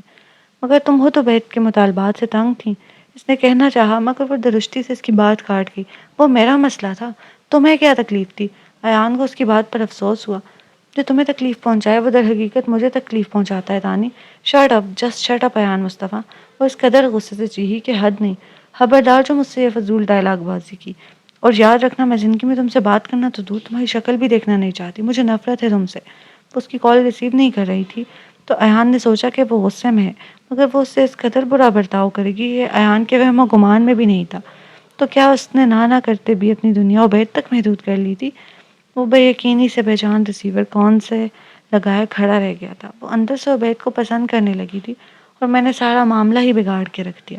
عظیم نقصان کے خیال سے ہی ایان کا دل ڈوبنے لگا تھا۔ وہ تنظیم کو کبھی بھی ذرا سا بھی دکھ پہنچانے کا نہیں سوچ سکتا تھا، اور جہاں شاید زندگی میں سب سے بڑا دکھ اسے مجھ سے ہی پہنچ گیا ہے، اس نے تعصب سے سوچا تھا۔ مگر یہ وقتی طور کا تعصب تھا، یہ وقتی طور کی پشیمانی تھی۔ اس کے بعد جب بھی ایان نے تنظیم سے گفتگو کی اور انداز کو سوچا، اسے تیش ہی آیا۔ تو اس کے لیے وہ شخص ہی سب کچھ ہو گیا، میں کچھ نہیں رہا۔ ایک تو اسے اس شخص کی بےہودہ گوئی سے نجات دلائی، اوپر سے وہ میرا احسان ماننے کے بجائے دوستی کا جذبہ کہیں دور جا سویا تھا۔ مجھے بھی تم سے نفرت ہے تنظیم رضا، اور تم ایک بار میری شکل نہیں دیکھنا چاہتی، میں 2 بار بلکہ 100 بار تمہاری شکل نہیں دیکھنا چاہتا۔ اس نے بھی مصمم ارادہ کر لیا تھا۔ مگر اب یہ نیا جھنجٹ، تقدیر کیا کھیل کھیلنے والی تھی؟ جب وہ دونوں بہترین دوست تھے تب تو ایسا کچھ ہو نہ سکا، اور جبکہ دونوں ایک دوسرے کی شکل دیکھنے کے بھی روادار نہ تھے، قسمت انہیں مستقل ایک دوسرے کی شکلیں دکھانے کا بندوبست کرنے میں جٹ گئی تھی۔ مگر میں ایسا کبھی نہیں ہونے دوں گا۔ اسے پھر سے تنظیم کا انداز یاد کر کے غصہ آنے لگا۔ اس کے انداز نے پہلے تو امی کو ششدر کر دیا۔ وہ بے حد بے یقینی سے اسے دیکھے گئی۔ تنظیم، تانی سے شادی کو کہہ رہی ہوں؟ انہوں نے اپنی بات پر قدر زور دے کر کہا، شاید اس نے ٹھیک سے سنا نہ ہو۔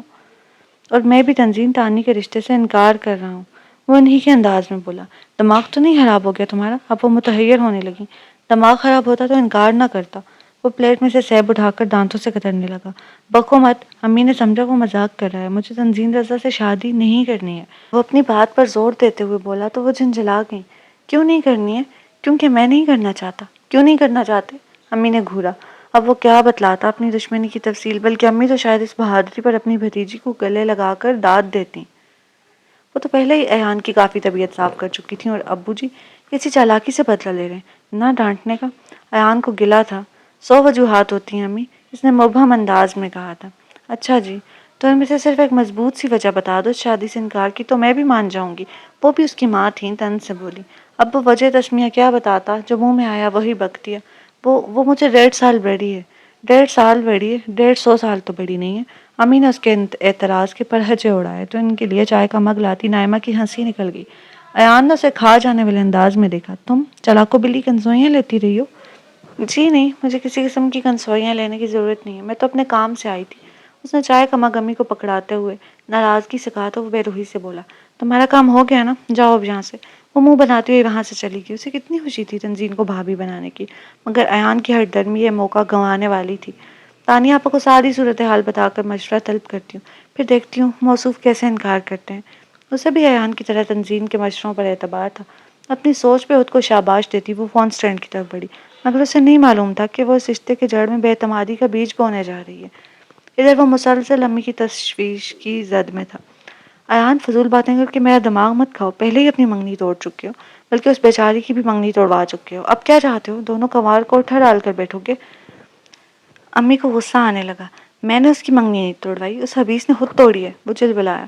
بچہ تو تم ہی بنے ہو نا، امی نے تعصب سے کہا۔ اتنی فضول باتیں سننا پڑی ان لوگوں کو، سب ہمارے متعلق اچھی طرح جانتے ہیں۔ وہ اپنی اچھی شہرت پر مطمئن تھا، مگر تمہاری منگنی کا ٹوٹنا اور ساتھ ہی تانی کی بات ختم ہونا اس بات کو ہوا دے رہا ہے کہ بات کچھ ضرور تھی، امی نے جتایا، اور آپ ہماری شادی کروا کر اس کچھ پر یقین کی مہر ثبت کرنا چاہ رہی ہیں۔ ایان نے جھنجھلا کر کہا، ایسی باتیں کر کر کے تم اتنی اچھی لڑکی ہاتھ سے گنوا دو گے دوسری مرتبہ۔ عالیہ بھابھی نے اندر داخل ہوتے ہوئے لقمہ دیا۔ اس نے سر جھٹکا۔ کیا بات ہے، کھل کے بتاؤ، تانی سے لڑائی تو نہیں ہوئی؟ بھابھی نے اس کے انداز میں چھپی ہبکی بھانپتے ہوئے پوچھا۔ آج تک تو نہیں ہوئی تھی، اس کی اکڑ ختم نہیں ہو رہی۔ شکر نہیں کرتا کہ تنظیم کے لیے اس کا رشتہ قبول کیا جا رہا ہے۔ امی کی بات نے اب کی بار تو اسے تڑپا کے ہی رکھ دیا تھا۔ میں کون سا لنگڑا لولا ہوں خدا نوازتا، یا پھر میری ناک بہتی رہتی ہے؟ اوفو، اب تو بھابھی کو پورا یقین ہو گیا تھا کہ اندرون خانہ بات کچھ نہ کچھ ضرور ہے۔ دیکھا دیکھا اسے؟ امی فوراً روحانسی ہو کر بھابھی کی تائید چاہنے لگی۔ سنی اس کی باتیں؟ پہلے تو ہر وقت تانی یہ تانی وہ، بس نہیں چلتا تھا کہ اس کے نام کی مالا جپنا شروع کر دیتا۔ اب جب کہ شادی کا معاملہ چلا ہے تو لنگڑے لولے بہانے بنا رہا ہے۔ وہ بہت اچھی لڑکی ہے امی، بہت بہترین لڑکی، کوئی خوش نصیب ہی ہوگا جس سے اس کی شادی ہوگی۔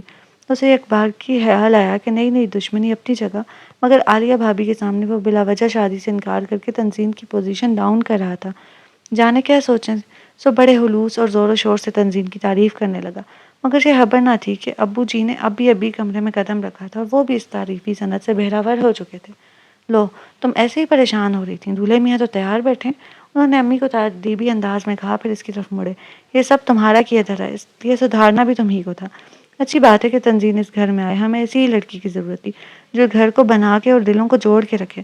لو جی، نہ ہینگ لگی نہ پھٹکڑی، اور رنگ بھی خوب سے خوب تر آ گیا تھا۔ ایان کا جی چاہا کہیں جا کے اپنا سر پھوڑ لے۔ عالیہ بھابھی بھی بد مزہ ہو کر اٹھ گئی۔ امی کے چہرے پر چھائی خوشی ایان کو گہری سانس بھرنے پر مجبور کر گئی۔ وہ اندر ہی اندر خود کو سمجھانے لگا، مگر شاید تنزین کو ایسی کوئی مجبوری نہیں تھی۔ اگلے روز امی اور عالیہ بھابھی پورے اہتمام کے ساتھ رشتہ لے کر گئیں اور واپسی پر بے حد خوش لوٹی۔ شکر ہے میرے خدا کا، بھائی صاحب بہت خوش ہیں۔ امی تو بار بار ایک ہی فکرہ کہی جا رہی تھی اور ان کی خوشی دیکھ دیکھ کر ایان ٹھنڈا پڑتا جا رہا تھا۔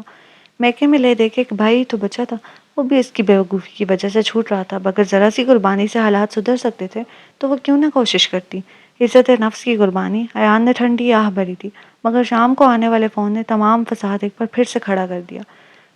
تمہاری جرأت کیسے ہوئی اپنا رشتہ بھیجنے کی؟ دوسری جانب تنزین رضا تھی، سخت غصے میں ایان کا دماغ بھی گھومنے لگا۔ مجھے کوئی شوق نہیں تھا محترمہ سے شادی کرنے کا۔ امی اگر آئی تھیں تو اپنی خوشی سے، اپنے بھائی کو راضی کرنے کے لیے، ورنہ کوئی پاگل ہی ہوگا جو تم سے شادی کرے گا، اور کوئی عقل کی اندھی ہوگی جو تم سے شادی کرے گی۔ ایان مصطفیٰ، وہ بھی چٹھی تھی۔ ایان کو غصہ آیا، دوستی گئی بھاڑ میں اور اخلاقیات گئی گھاس کھانے۔ اس قدر بے عزتی تو کیوں بن رہی ہو عقل کی اندھی؟ مجھے فون کرنے سے بہتر تھا اپنے والد صاحب سے بات کرتی۔ سلگ کر کہا تو وہ چبا چبا کر بولی، وہ بھی تمہارے ہی ماموں ہیں، میرے پاس فضول باتیں سننے کا ٹائم نہیں ہے محترمہ۔ وہ بے روحی پر اتر آیا تھا۔ اوکے، مگر فوراً سے پیشتر اپنا رشتہ واپس لے لو، میں مر کر بھی شادی نہیں کروں گی، وہ اٹل انداز میں کہتی۔ کہیں سے بھی اسے اپنی تنزین نہیں لگی تھی، جس کے ساتھ وہ ہر بات ہر مسئلہ شیئر کیا کرتا تھا اور جس کی خوش گفتاری کا دل سے گھائل تھا۔ پر میں کیوں؟ وہ بھی اپنی بات پر زور دیتا وہ بولا، میں کیوں اپنے کندھے پر یہ بندوق رکھوں؟ میرے لیے سب سے محترم ہے میری ماں کی خوشی، اور میں یہ خوشی انہیں دے چکا ہوں، اب واپس نہیں چھین سکتا۔ وہ صفا چٹ انداز میں بولا، ساتھ ہی جتا بھی دیا کہ اس رشتے میں فقط امی ہی کی رضا شامل ہے، اس کی نہیں۔ تھوڑی دیر کو وہ خاموش رہ گئی، پھر نپے ہوئے لہجے میں بولی، تم جانتے ہو کہ میں ابو کے سامنے رشتے سے انکار نہیں کر سکتی، جو بھی کرنا ہے تم ہی کو کرنا ہے۔ واہ، یہ اچھا روب ہے، ایان نے طنز کیا۔ در حقیقت اسے تنزین کی بے بسی اور پسپائی پر مزہ بھی آیا تھا۔ اب دکھاؤ ذرا کر، دیکھو میرا دماغ خراب مت کرو، وہ چلائی تو ایان نے بے ساختہ ریسیور کان سے ہٹا دیا، پھر جیسے بڑے متاثر ہونے والے انداز میں بولا، بڑی بدتمیز ہو، یہ کوالٹی کبھی پہلے تو نہیں بتائی تھی تم نے۔ شٹ اپ ایان، اور یو شٹ اپ، وہ بھی اسی کے انداز میں ڈپٹتے ہوئے بولا تھا۔ میں تمہاری زندگی حجیرن کر دوں گی، تم نے سمجھ کیا رکھا ہے مجھے؟ ادھر سے رشتہ توڑا ادھر جوڑا، وہ دانت پیستے ہوئے بولی تو ایان کو زور سے ہنسی آئی۔ اچھا، یعنی تم نے میرے زندگی میں آنے کا فیصلہ کر لیا ہے؟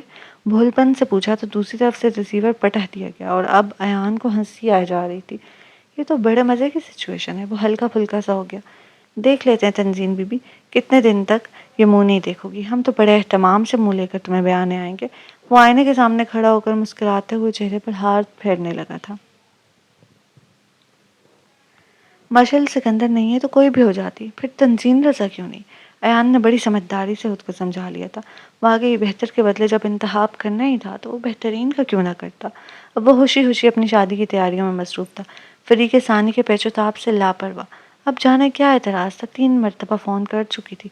ایان نے ایک بار اسے سمجھانے کی بس کوشش کر ڈالی تھی، جو ہوا وہ کاتب تقدیر نے یوں ہی لکھا تھا تانی، اور جو ہو رہا ہے اسے بھی مشیت عزتی سمجھ کر قبول کر لو، زندگی بہت آسان ہو جائے گی۔ بھول ہے تمہاری، مجھ سے شادی کر کے تم اپنی زندگی بہت مشکل بنا رہے ہو۔ وہ کسی طور مان کے نہیں دے رہی تھی، جانے کیوں؟ چلو تمہاری تو آسان ہو جائے گی نا، میں بس صبر شکر کر کے گزارا کر لوں گا۔ وہ معصومیت سے گھویا ہوا پھر ہنسنے لگا۔ دوسری جانب تنزین کا بس نہ چلا کہ ریسیور کسی طریقے اس کے سر میں دے مارتی۔ اب دیکھنا میں کیا کرتی ہوں، بڑے شعلہ فشاں انداز میں کہتے ہوئے اس نے فون بند کیا تو وہ گہری سانس بھر کے رہ گیا، اور پھر تنزین رضا اتنا ہی کر سکی کہ رمضان شریف سے ایک ہفتے پہلے دلہن بن کے اس کے آنگن میں اتر آئی۔ دانت اندر رکھو، مسلسل ٹوتھ پیسٹ کا اشتہار بن کے دکھا رہے ہو۔ غالب تھا کہ اس کا چچا زاد اور نائمہ کا منگیتر۔ بارات کے پورے فنکشن کے دوران وہ ایان کو مسلسل بولتے اور کہکے لگاتے دیکھ کر وہ رہ نہیں سکا تھا۔ آج کے فنکشن کا ہیرو ہوں میں، ایان نے تفاہر سے کہا تھا۔ بچے اب تو تایا جان بھی تجھے مشکوک نظروں سے دیکھنے لگے ہیں کہ کہیں تو نے جان بوجھ کر تو تنزین کی منگنی نہیں توڑوائی تھی۔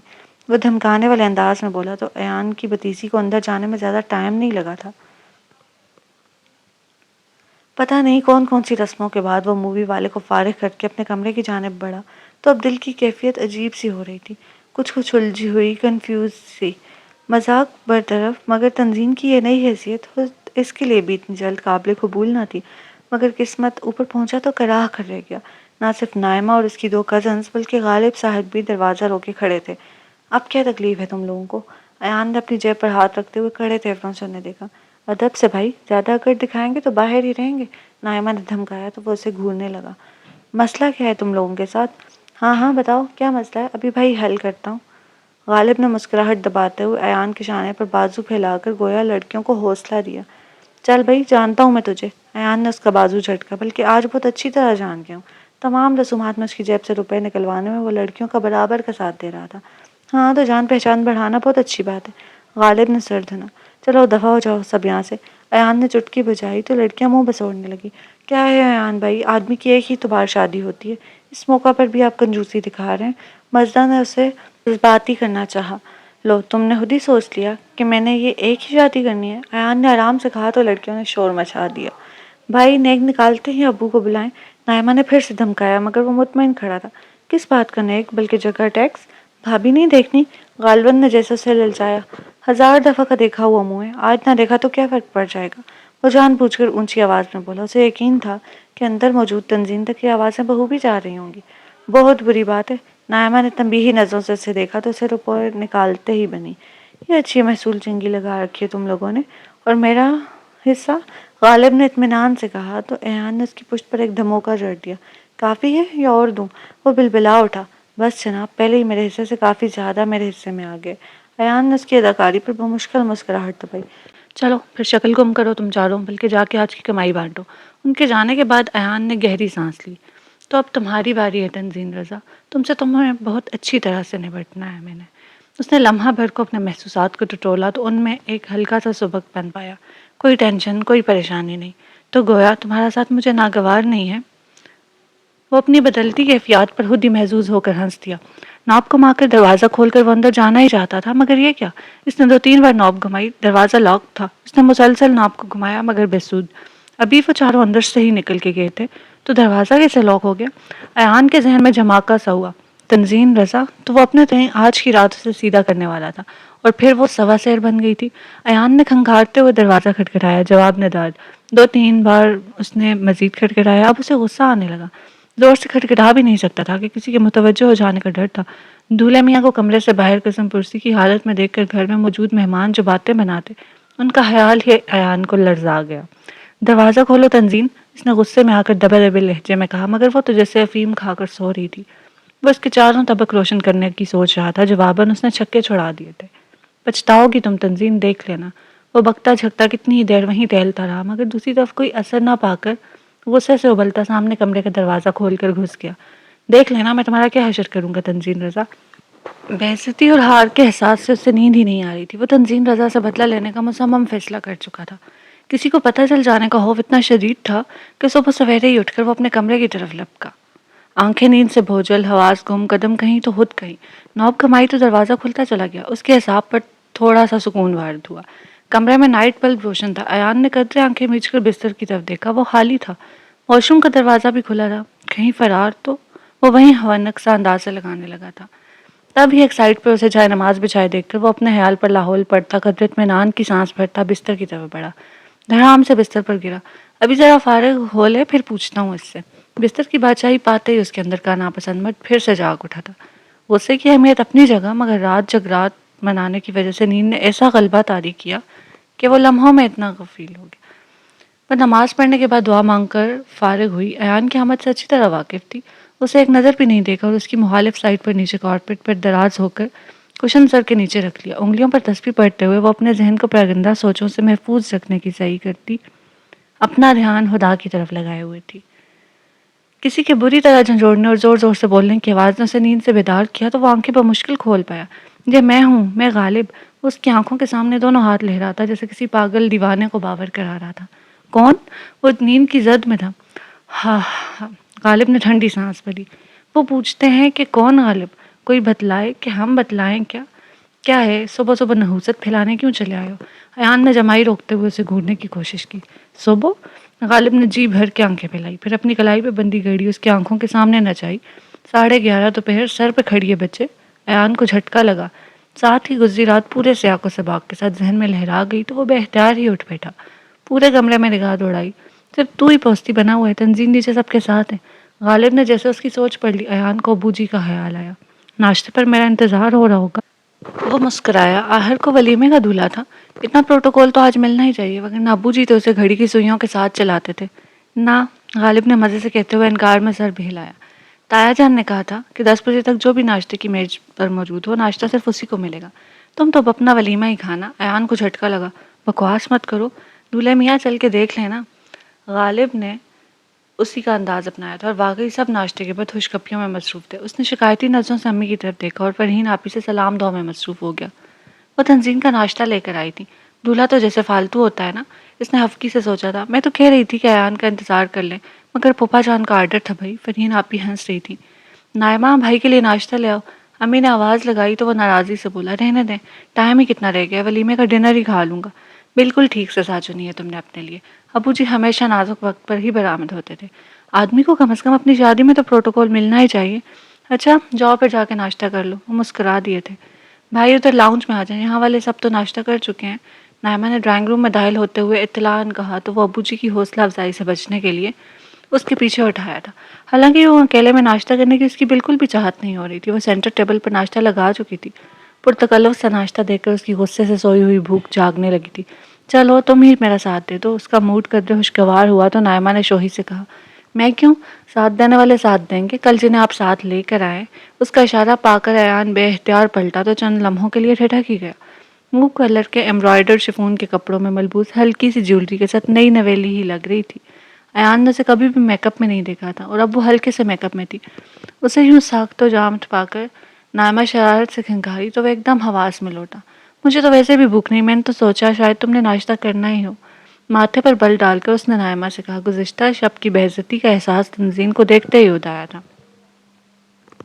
نہ جی، ہم میں اتنی وفا کہاں، جن کو احساس ہے وہی آپ کے انتظار میں بھوکے بیٹھے ہیں۔ نائمہ خوش تھی، بے حد حساب من پسند کزن منچاہی بھابھی بن گئی تھی۔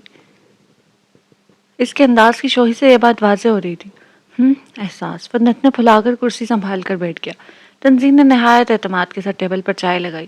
تم بھی ساتھ دو نا، وہ اب نائمہ سے کہہ رہی تھی، مگر وہ چونکہ ناشتہ کر چکی تھی اس لیے کانوں کو ہاتھ لگاتی فرار ہوئی اور اپنے پیچھے لاؤنج میں اجنبیت بھری خاموشی چھوڑ گئی۔ چند لمحے ہاتھ رو کے شاید تنظیم نے اس کے ناشتہ شروع کرنے کا انتظار کیا تھا، مگر وہ اکڑ کر بیٹھا رہا تو اس نے آرام سے پلیٹ اپنی جانب کھسکائی اور اپنے لیے ناشتہ نکالنے لگی۔ اب وہ مزیدار ناشتہ کر رہی تھی، گرما گرم حلوہ پوری، چنے کا سالن اور بھاپ اڑاتی چائے۔ ایان کا معدہ دہائیاں دینے لگا، مگر ابھی تو پہلے حساب کتاب ہونا تھا۔ رات کیا بدتمیزی کی تھی تم نے؟ تنظیم کی لاپرواہی و بے اعتنائی نے دھیرے دھیرے اس کے غصے کو پھر سے جگانا شروع کر دیا تھا۔ اس نے چائے کا گھونٹ بھر کے مگ ٹیبل پر رکھا اور بڑے مصروف سے انداز میں بولی، بدتمیزی والی اس میں کیا بات ہے؟ ایک دوسرے کی شکل نہ دیکھنے کا وہ سب سے بہترین طریقہ تھا۔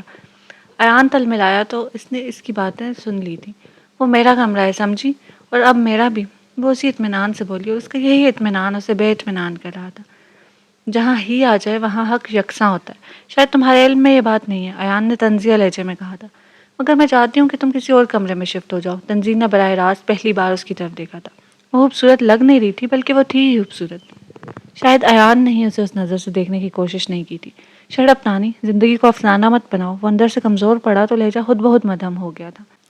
تانی، تنظیم رضا، اس نے قطعیت سے تصحیح کی تو نوالا منہ کی طرف لے جانے والا اس کا ہاتھ ایان نے تھام لیا۔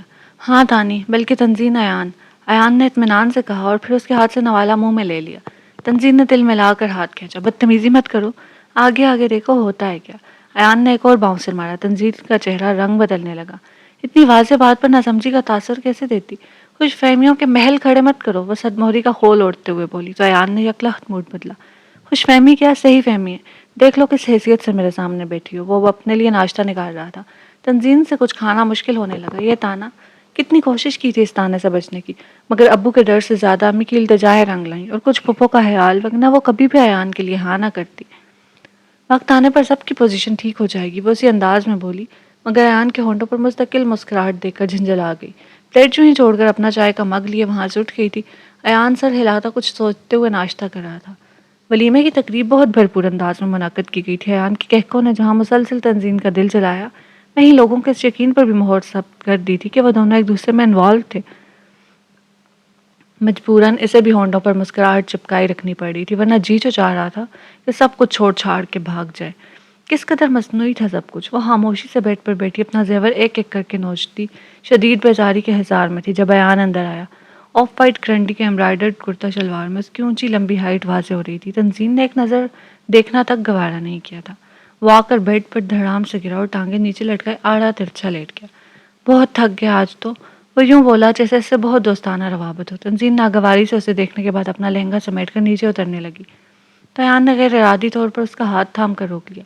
کیا ہے یہ خواہ مخواہ کی ناراضگی کب تک چلنے والی ہے؟ تنظیم کی آنکھوں میں ناگواری تھی اور لہجے میں بھی۔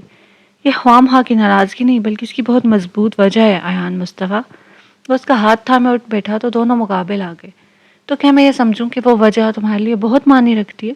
ایان نے سنجیدگی سے پوچھا تو اس نے چپتے لہجے میں جواب دیا، تم نے آج شاید سارا وقت کان بند رکھے ہیں۔ ہاں، مگر آنکھیں سارا وقت کھلی تھیں، تمہیں دیکھ رہی تھیں کہ تم بہت خوبصورت لگ رہی ہو۔ بات کرتے کرتے مسکرا کر ایان نے دفعتاً انگشت شہادت سے اس کے پرہم ہونٹوں کو چھوا تو اسے جیسے 1000 وولٹ کا کرنٹ لگا۔ وہ برافروختہ سی ہو کر اٹھنے لگی، مگر ایان پر لمحوں کا جادو سر چڑھنے لگا تھا۔ اسے اپنی طرف کھینچا۔ ایان کے ہاتھ میں اس کی کتنی کانچ کی چوڑیاں ٹوٹی۔ اس پر یہ اچانک قربت تنظیم کا دل وحشت زدہ ہونے لگا تھا۔ اس کے سینے پر ہاتھ رکھ کر اسے پیچھے دھکیلنے کی صحیح کی۔ ایان کے انداز میں اسے بہت اجنبیت محسوس ہو رہی تھی، بلکہ شاید اسے یہ سب اچھا نہیں لگ رہا تھا۔ پتہ نہیں لوگ 3 4 شادیاں کیسے کرا لیتے ہیں، میں تو ایک ہی کرا کے تھک گیا ہوں۔ اس کے کان کے قریب سرگوشی کر رہا تھا۔ تنظیم نے اس کی سانسوں کی تپش اپنے رخساروں پر محسوس کی۔ دل کی دھڑکنیں معمول سے ہٹیں تو سانسوں میں بھی بے ترتیبی آنے لگی۔ وحشت زدہ ہرنی کی طرح وہ بھٹکی تھی۔ مجھے چھوڑو ایان، میں مشل سکندر نہیں ہوں۔ شعلہ بار سا لہجہ، البتہ اس کے الفاظ نے ایان کو ضرور ٹھٹکایا تھا۔ گھور کر اسے دیکھا اور چبا چبا کر بولا، میں بھی عبید نہیں ہوں جس پر تم یوں پابندیاں لگاتی پھر رہی ہو۔ تنظیم نے لب دانتوں تلے کچلا، مجھے چھوڑ دو۔ لو، چھوڑ دیا۔ ایان نے اس کا ہاتھ چھوڑا تو ٹوٹی چوڑیوں کے ٹکڑے بیڈ پر گر گئے۔ ایان نے ہاتھ چھوڑ تو دیا، مگر فی الوقت وہ خود میں اٹھنے کی ہمت نہیں پا رہی تھی۔ یہ وہی ہے جو تم شادی کے بعد چاہتی تھی۔ ایان نے جیسے اس کے علم میں اضافہ کیا تھا۔ تم سے تو نہیں چاہتا۔ تنظیم کی زبان پھسلی۔ اس نے زبان دانتوں تلے دبائی اور بے ساختہ ایان کی طرف دیکھا۔ اس قدر فضول جملہ کہیں تھپڑ ہی نہ مار دے۔ اس کی مسکراہٹ سمٹ گئی تھی۔ چاہا تو میں نے بھی تمہیں نہیں تھا، مگر خدا کے لکھے کو مٹانے کی کوئی طاقت نہیں رکھتا ہے۔ وہ شاید اسے جتا رہا تھا کہ وہ مشل سکندر کو چاہتا تھا، مگر قسمت میں وہ لکھی گئی، مجبوراً ہی صحیح۔ وہ فوراً اٹھ گئی تھی۔ یہ سب ٹھیک نہیں ہے تانی، تم زندگی کو کھیل مت بناؤ، ایان نے سنجیدگی سے کہا تو وہ دو بدو بولی، کھیل تو کھیلا جا چکا ہے ایان، اب تو فقط ہار جیت کا فیصلہ ہونا باقی ہے۔ ہار جاؤ گی؟ وہ مسکرا دیا۔ کبھی نہیں، اس نے سختی سے کہا۔ چلو دونوں اپنے ہنر آزما لیتے ہیں، تم تیر آزماؤ، ہم جگر آزما لیتے ہیں۔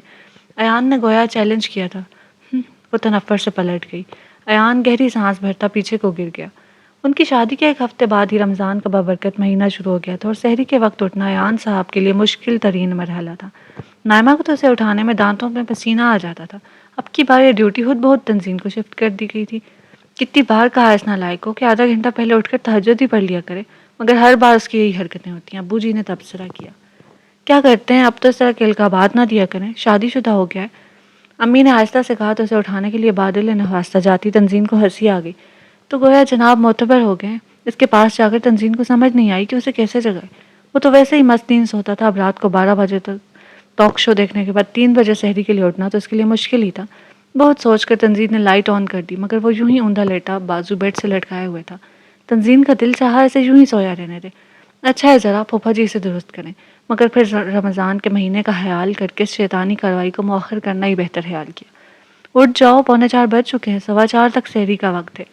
دور سے ہی بآواز بلند اسے مطلع کیا گیا، مگر بے سود۔ وہ تھوڑا آگے ہوئی اور دوبارہ یہی اعلان نشر کیا، لیکن وہ شاید پورا استبل بیچ کے سویا تھا۔ مجبوراً تنظیم نے ناگوار سی آگے بیٹھ کر اسے جھنجھوڑنا چاہا۔ تبھی اس کا پاؤں ایان کے ہاتھ کی گرفت میں آ گیا۔ بہت پہلے سے ان قدموں کی آہٹ جان لیتے ہیں، تجھے اے زندگی ہم دور سے پہچان لیتے ہیں۔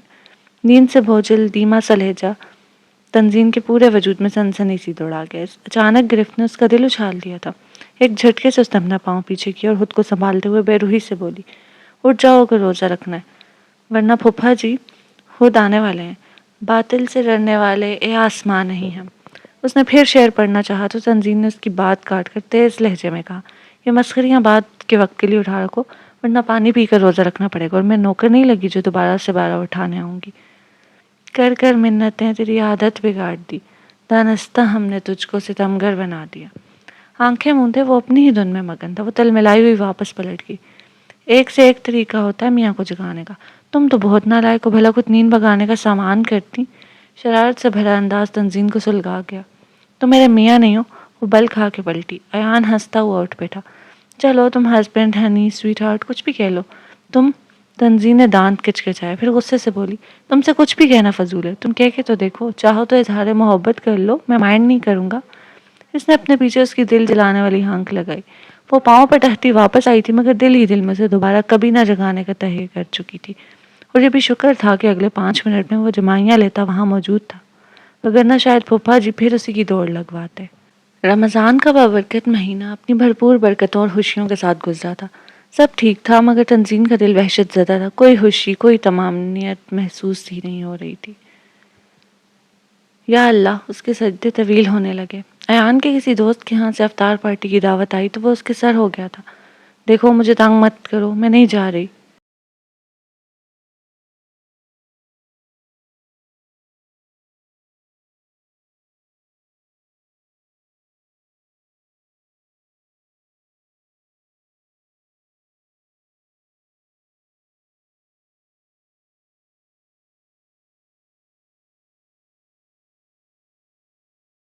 اس کے شانے پر ہاتھ جماتے ہوئے آئینے میں اپنے سامنے کیا۔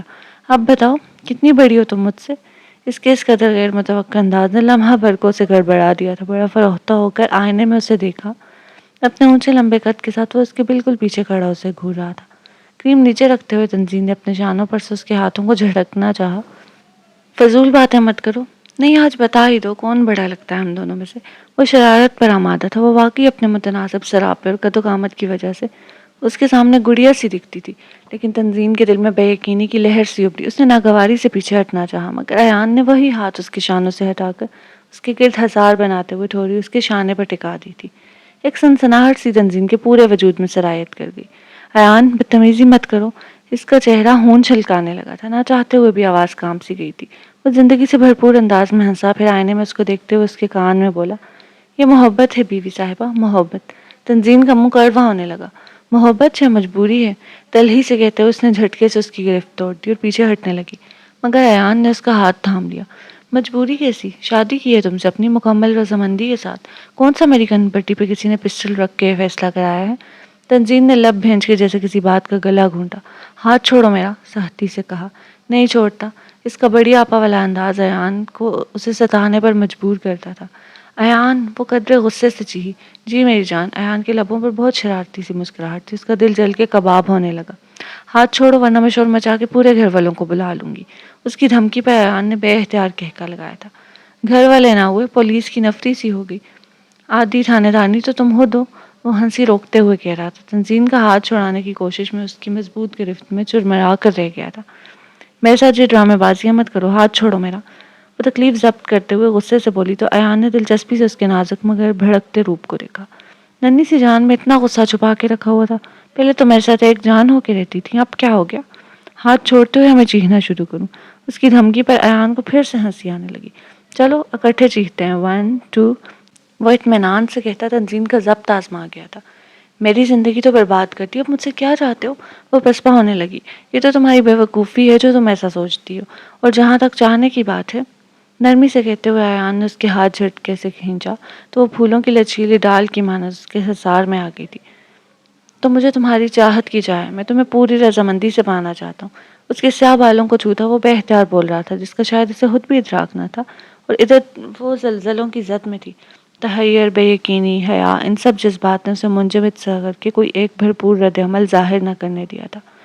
میں نے کبھی سوچا بھی نہیں تھا کہ زندگی میں کبھی تم سے مجھے یہ کہنا پڑے گا۔ وہ اپنی بات کہہ کر ہلکے سے ہنسا، پھر اسے سامنے کرتے ہوئے اس کی آنکھوں میں جھانک کر دھیمے مگر جذب سے بھرپور انداز میں بولا، مجھے تم سے محبت ہو گئی ہے۔ اس کے الفاظ نے پتہ نہیں تنزین پر کیسا اثر کیا کہ اسے جیسے کسی نے جھنجھوڑ کر بیدار کر دیا تھا۔ تم چاہتے ہو نا کہ میں تمہارے ساتھ افطار پارٹی میں جاؤں؟ اوکے، اب مجھے چھوڑو، اس لیے کہ تمہیں اتنی لفاظی کرنے کی ضرورت نہیں ہے۔ وہ سرد و سپاٹ انداز میں بولی تو ایان نے اپنے اتنے خوبصورت اظہار کے جواب میں اس کے بیزار سے انداز کو بے یقینی سے دیکھا۔ تانی، کیا ہو گیا ہے تمہیں؟ کیوں زندگی کو خواہ مخواہ اتنا مشکل بنانے پر تل گئی ہو؟ زندگی کو تم نے مشکل بنایا ہے، میں نے نہیں۔ اس کا انداز اٹل تھا، پھر تل ہی سے بولی، تم نے پتہ نہیں کس مجبوری کے تحت مجھ سے شادی کر لی، ورنہ میں نے تو کبھی تم سے شادی کرنے کا سوچا بھی نہ تھا۔ تو یہ طے تھا کہ اس تک آنے تک تنزین رضا بہت بدل چکی تھی۔ وہ پہلے والی تنزین نہ رہی تھی جو ایان کو بھی اپنی سہیلی کہہ کر ہنسا کرتی تھی۔ تو شاید یہ عبید کو پسند کرنے لگی تھی۔ ایان کو کسی سوچ نے ڈنک مارا تو اس کے دل میں ایک خالی پن سا اترنے لگا تھا۔ اس نے غیر محسوس طریقے سے تنزین کا ہاتھ چھوڑ دیا تو وہ شکر کا کلمہ پڑھتی تیزی سے وہاں سے ہٹ گئی تھی، مگر ایان سوچ کے تھا گہرائیوں میں چھوڑ گئی تھی۔ اگلے روز نائمہ نے پہلے ہی سے اس کے کپڑے تیار کر کے رکھ دیے تھے۔ ایان کو بھی آفس سے جلدی آ جانا تھا، امی کے بار بار کہنے پر وہ تیار ہونے کو اٹھ ہی گئی تھی۔ وہ تیار ہو چکی تھی۔ ایان کے آفس سے لوٹنے کا ٹائم ہو گیا مگر وہ نہیں آیا۔ فون کرو تو پتہ چلے کہاں رہ گیا۔ افطار پارٹی میں نہیں جانا؟ امی کا دل ہچات کے اما جگہ بننے لگا تھا۔ نائمہ نے فوراً اس کا نمبر ملایا۔ بیل تو مسلسل جا رہی ہے مگر بھائی کال اٹینڈ نہیں کر رہے۔ اس نے اطلاع دی۔ بزی ہوگا، تنزین نے آہستگی سے کہا، اور پھر افطار کا ٹائم بھی قریب آ گیا۔ ابو جی کا غصہ سوا نیزے پر تھا۔ نالائق گدھا، نہ کوئی ہیر نہ خبر، موبائل کے صرف شو مارنے کے لیے رکھا ہوا ہے۔ آ لینے دو اسے ذرا۔ اللہ خیر کرے، غصہ اپنی جگہ مگر اب تنزین کا دل بھی ہولنے لگا تھا۔ ایسی غیر ذمہ داری کا مظاہرہ تو وہ کبھی نہ کرتا تھا۔ بھائی کا میسج آیا ہے، وہ اپنے کسی دوست کی طرف چلے گئے ہیں، کھانا وہیں کھائیں گے۔ نائمہ اپنا موبائل لیے چلی آئی۔ ایک دم سے خاموشی سی چھا گئی تھی۔ تنزین کو اپنی تیاری آکورڈ سی لگی۔ وہ خاموشی سے کپڑے بدلنے چلی گئی تھی۔ حقیقتاً اسے شدید غصہ آ رہا تھا۔ تو اب یوں بدلا لوگے؟ ورشا کے وقت لوٹا تھا، ابو جی تو بیٹھے اسی کے انتظار میں تھے۔ وہ جھاڑ پہ لائی کہ کمرے میں بیٹھی تنزین کا دل بھی ہول گیا۔ وہ کمرے میں آیا تو بالکل خاموش تھا۔ بیڈ پر بیٹھ کر بوٹ اتارنے لگا۔ تنزین اسے گھور رہی تھی۔ وہ اٹھا اور الماری سے اپنے کپڑے نکال کر تبدیل کرنے واش روم میں گھس گیا۔ فریش ہو کر وہ باوضو باہر آیا تھا۔ یہ کیا طریقہ ہے تمہارا؟ اگر تم مجھے ساتھ لے کر نہیں جانا چاہتے تھے تو مجھے تیار ہونے کا کیوں کہا تھا؟ وہ رہ نہیں سکی تھی، تولیے سے مشق کرتے ہوئے وہ بے تاثر لہجے میں بولا، تم نہیں جانا چاہتی تھی اس لیے میں خود چلا گیا۔ یہ بات تم مجھے بتا بھی سکتے تھے۔ اب پتہ چل گئی نا؟ وہ سرد لہجے میں بولتا اسے حیران کر گیا تھا۔ مجھے تو تماشا بنا دیا نا تم نے، وہ سنبھلتے ہوئے غصے سے بولی۔ تماشا تو تم خود اپنا بنا رہی ہو، بلکہ میرا بھی۔ اس کے لہجے میں تل ہی اترنے لگی تھی۔ مجھ پہ الزام تراشی مت کرو، میں نے تمہیں پہلے ہی کہہ دیا تھا کہ… وہ تیز لہجے میں کہنے لگی تھی کہ ایان اس کی بات کاٹ کر سرد موری سے بولا کہ تم میری شکل نہیں دیکھنا چاہتی، تم مجھ سے نفرت کرتی اور مجھ سے شادی نہیں کرنا چاہتی۔ کیوں؟ کیوں تنزین، کیوں؟ اس لیے کہ تم اوپر سے تو عبید سے چڑھتی رہی مگر اندر سے اس کے لیے نرم جذبہ بھی رکھتی تھی۔ یہ میں اچھی طرح جان کے ہوں۔ وہ متحیر بلکہ گنگ سی کھڑی اس کی لنترانیاں سن رہی تھی۔ وہ رکا نہیں۔ نماز کا وقت تنگ ہو رہا تھا، وہ کمرے سے نکل گیا۔ تنزین بیڈ پر گر سی گئی تھی۔ ان کی خاموشی اور سرد مہری گھر والوں کے لیے بھی الجھن کا باعث تھی، جن کی بات ایک دوسرے کے تذکرے کے بغیر مکمل نہیں ہوتی تھی، اب یوں بیگانوں کی طرح رہ رہے تھے۔ روزے کی وجہ سے امی کو ایان کی پرسش کا ٹائم نہیں مل رہا تھا۔ تراویح پڑھنے کے بعد انہیں نیند آ جاتی تھی اور وہ اس کے مسجد سے لوٹنے سے پہلے ہی سو جاتی۔ اس طرح یہ معاملہ یوں ہی چلتا جا رہا تھا۔ آخری عشرہ چل رہا تھا۔ شب قدر کی راتیں آ گئی تھی۔ تنزین کے سجدے اور دعائیں لمبی ہونے لگی۔ ایان کمرے میں آیا تو وہ غیر ارادی طور پر روزانے کی طرح اسی کونے کی طرف دیکھا تھا جہاں وہ جائے نماز بچھائے نماز پڑھا کرتی تھی۔ اسے بارگاہ خداوندی میں ہاتھ اٹھائے آنسو بہاتے دیکھ کر وہ ٹھٹک سا گیا۔ جانے اتنے خشوع و خضوع سے وہ کیا مانگ رہی تھی۔ وہ چلتا ہوا بیڈ پر آ لیٹا اور آنکھیں موند لی۔ تھوڑی دیر کے بعد چوڑیوں کی کھنک سنائی دی تو اسے پتہ چل گیا کہ وہ بھی فارغ ہو چکی ہے۔ پھر وہ اپنی طرف آ کر بیٹھی تو ایان نے کسی سوچ پر پہنچتے ہوئے آنکھیں کھولی۔ اگر تم عبید سے شادی کرنا چاہتی ہو تو میں تمہاری خاطر اس سے بات کرنے کو تیار ہوں۔ تنزین کو ایسا لگا جیسے اس کے آس پاس بم پھٹا ہو۔ جھٹکا کھا کر اسے دیکھا۔ سرخ آنکھیں اس پر جمائے وہ بالکل سنجیدہ تھا اور مزمل بھی۔ میں تمہاری زندگی برباد نہیں کرنا چاہتا، میں تمہیں خوش دیکھنا چاہتا ہوں، کیونکہ میں تم سے واقعی محبت کرنے لگا ہوں تانی، اور اس سے پہلے کہ میں خود غرض بن کر صرف اپنے متعلق سوچنے لگوں، میں تمہاری مرضی کا فیصلہ کر دینا چاہتا ہوں۔ بس، وہ یکلا چیخ اٹھی تھی۔ بس کرو اپنی فضول گفتگو۔ میری مرضی کیا ہے؟ یہ تمہارے دل و ذہن کا فیصلہ ہے۔ پہلے ہی کہا تھا میں نے کہ انکار کر دو، اب مجھ پر الزام ٹھہرا کر مجھ سے ہمدردی جتا رہے ہو۔ تم غلط سمجھ رہی ہو۔ ایان کو غصہ آنے لگا۔ میں تمہیں بالکل ٹھیک سمجھ رہی ہوں ایان مصطفیٰ، تم، وہ روندی آواز میں بولی تو آنکھوں میں آنسوؤں کی چمک بھی تھی۔ تم تو میرے بہت اچھے دوست ہوا کرتے تھے، یہ دوستی تھی تمہاری؟ دوستی کے پرہجے تم نے اڑائے ہیں تانی، مجھ سے شادی کرنا تو شاید تمہارے لیے دنیا کا گھٹیا ترین کام ثابت ہوا ہے۔ وہ متاسفانہ انداز میں بولا تھا۔ اس کی وجہ بھی تم ہی ہو۔ مجھے الزام مت دو، تم اپنا فیصلہ سناؤ، میں تمہاری مرضی پر چلوں گا۔ وہ جیسے کسی فیصلے پر پہنچتے ہوئے بولا تو تنزین کا جی چاہا کہ وہ اونچی آواز میں روئے، مگر بظاہر مضبوط لہجے میں بولی، تم وہ فیصلہ کرو جس میں تمہاری خوشی ہے، مجھے مت دیکھو۔ اب اس نگاہ میں اور کون جچے گا تنزین رضا؟ وہ آہ بھر کے رہ گیا تھا۔ وہ عید کی نماز پڑھ کے آیا، امی سے ملا، نائمہ کو عیدی دی نہیں نظر آئی تو ایک وہ جس کی دید کی خواہش آتے ہوئے اسے تنگ کر رہی تھی، اور آج ہی تو ایان اسے فیصلہ سنانے والا تھا۔ تھوڑی دیر نائمہ کے ساتھ غیب دماغی کے ساتھ بات چیت کرنے کے بعد وہ اوپر چلا آیا تھا۔ کمرے میں داخل ہوتے ہی ٹھٹک سا گیا۔ وہ اسی کے لائے ہوئے عید کے سوٹ میں ملبوس مکمل تیار کھڑی تھی۔ عید مبارک، ایان سنبھلا۔ جب وہ ہوش اور مطمئن تھی تو وہ بھی کیوں کمزوری دکھاتا؟ عید مبارک جواباً وہ بھی دھیمی آواز میں بولی اور ڈریسنگ ٹیبل کی چیزیں ٹھیک کرنے لگی۔ یہ تمہاری عیدی، پہلی اور آخری۔ وہ کئی نوٹ اس کی طرف بڑھاتے ہوئے ہنسا، مگر تنزین نے ہاتھ آگے نہیں بڑھایا تھا۔ اگر میں جدائی کا فیصلہ کروں تو ہم سے منسلک لوگوں کا کیا حال ہوگا، یہ سوچا ہے تم نے؟ ایان نے اپنا ہاتھ پیچھے کرتے ہوئے تھک کر پوچھا تو وہ رخ بدل گئی۔ یہ تو تمہیں فیصلہ کرنے سے پہلے سوچنا چاہیے تھا، شادی کا بھی اور اب الگ ہونے کا بھی۔ یہ میرا نہیں تمہارا فیصلہ ہے تانی، میں تو بارہا تم سے اعتراف کر چکا ہوں۔ مجھ سے جھوٹ مت بولو، کیا مشل سے محبت کرتے کرتے تم مجھ سے محبت کرنے لگے تھے؟ وہ صرف ظاہری محبت تھی تانی، جو میں تمہارے لیے محسوس کرتا ہوں اس کے لیے کبھی نہیں کیا تھا۔ تم مجھ سے شادی پر راضی نہیں تھے۔ ایان کو اس کی آواز میں کپ کپاہٹ محسوس ہوئی تو اس نے آگے بڑھ کر آہستگی سے اس کا رخ اپنی طرف موڑا۔ اس کی آنکھیں نم تھیں۔ کیونکہ تم نے مجھے بہت برا بھلا کہا تھا، میری شکل نہ دیکھنے کا کہا تھا، اور شاید تم عبید کو بھی پسند کرنے لگی تھی۔ جھوٹ، غلط ہے یہ سب۔ اگر میں عبید کو پسند کرتی تو تمہیں اس معاملے میں کودنے کی اجازت کبھی نہ ملتی۔ وہ شخص، اس کا ذہنی معیار مجھے کبھی بھی قابل قبول نہیں تھا۔ وہ شدت سے انکار کرتے ہوئے بولی تو ایان نے کہا، مانا کہ پہلے تمہیں غصہ تھا، مگر اب کیا؟ ہماری شادی ہو چکی ہے، پھر تمہارے ساتھ کیا مسئلہ ہے؟ اگر عبید بیچ میں نہیں ہے تو؟ تنزین نے شاکی نظروں سے اسے دیکھا۔ تم نے مجھے شادی سے انکار کیوں کیا تھا؟ میں اگر اقرار نہ کرتا تو یہ شادی نہیں ہو سکتی تھی، ایان نے تیقن سے کہا۔ اس اقرار سے پہلے تم نے انکار ہی کیا تھا، یہ کہہ کر کہ میں تم سے 1.5 سال بڑی ہوں۔ وہ بے اختیار بولی تو ایان حیران رہ گیا۔ یہ تم سے کس نے کہا؟ جس نے بھی، مجھے خود پتا ہے۔ تم اپنے سے بڑی عمر کی لڑکی سے شادی نہیں کرنا چاہتے تھے، پھر بھی یہ کڑوا گھونٹ تمہیں بھرنا پڑا، اس کے لیے معذرت۔ اب تم اپنا فیصلہ سنا سکتے ہو۔ وہ کترا سی گئی تھی، آنسو پیتے ہوئے بولی تو ایان نے اس کے ہر تاثر کو بغور دیکھا۔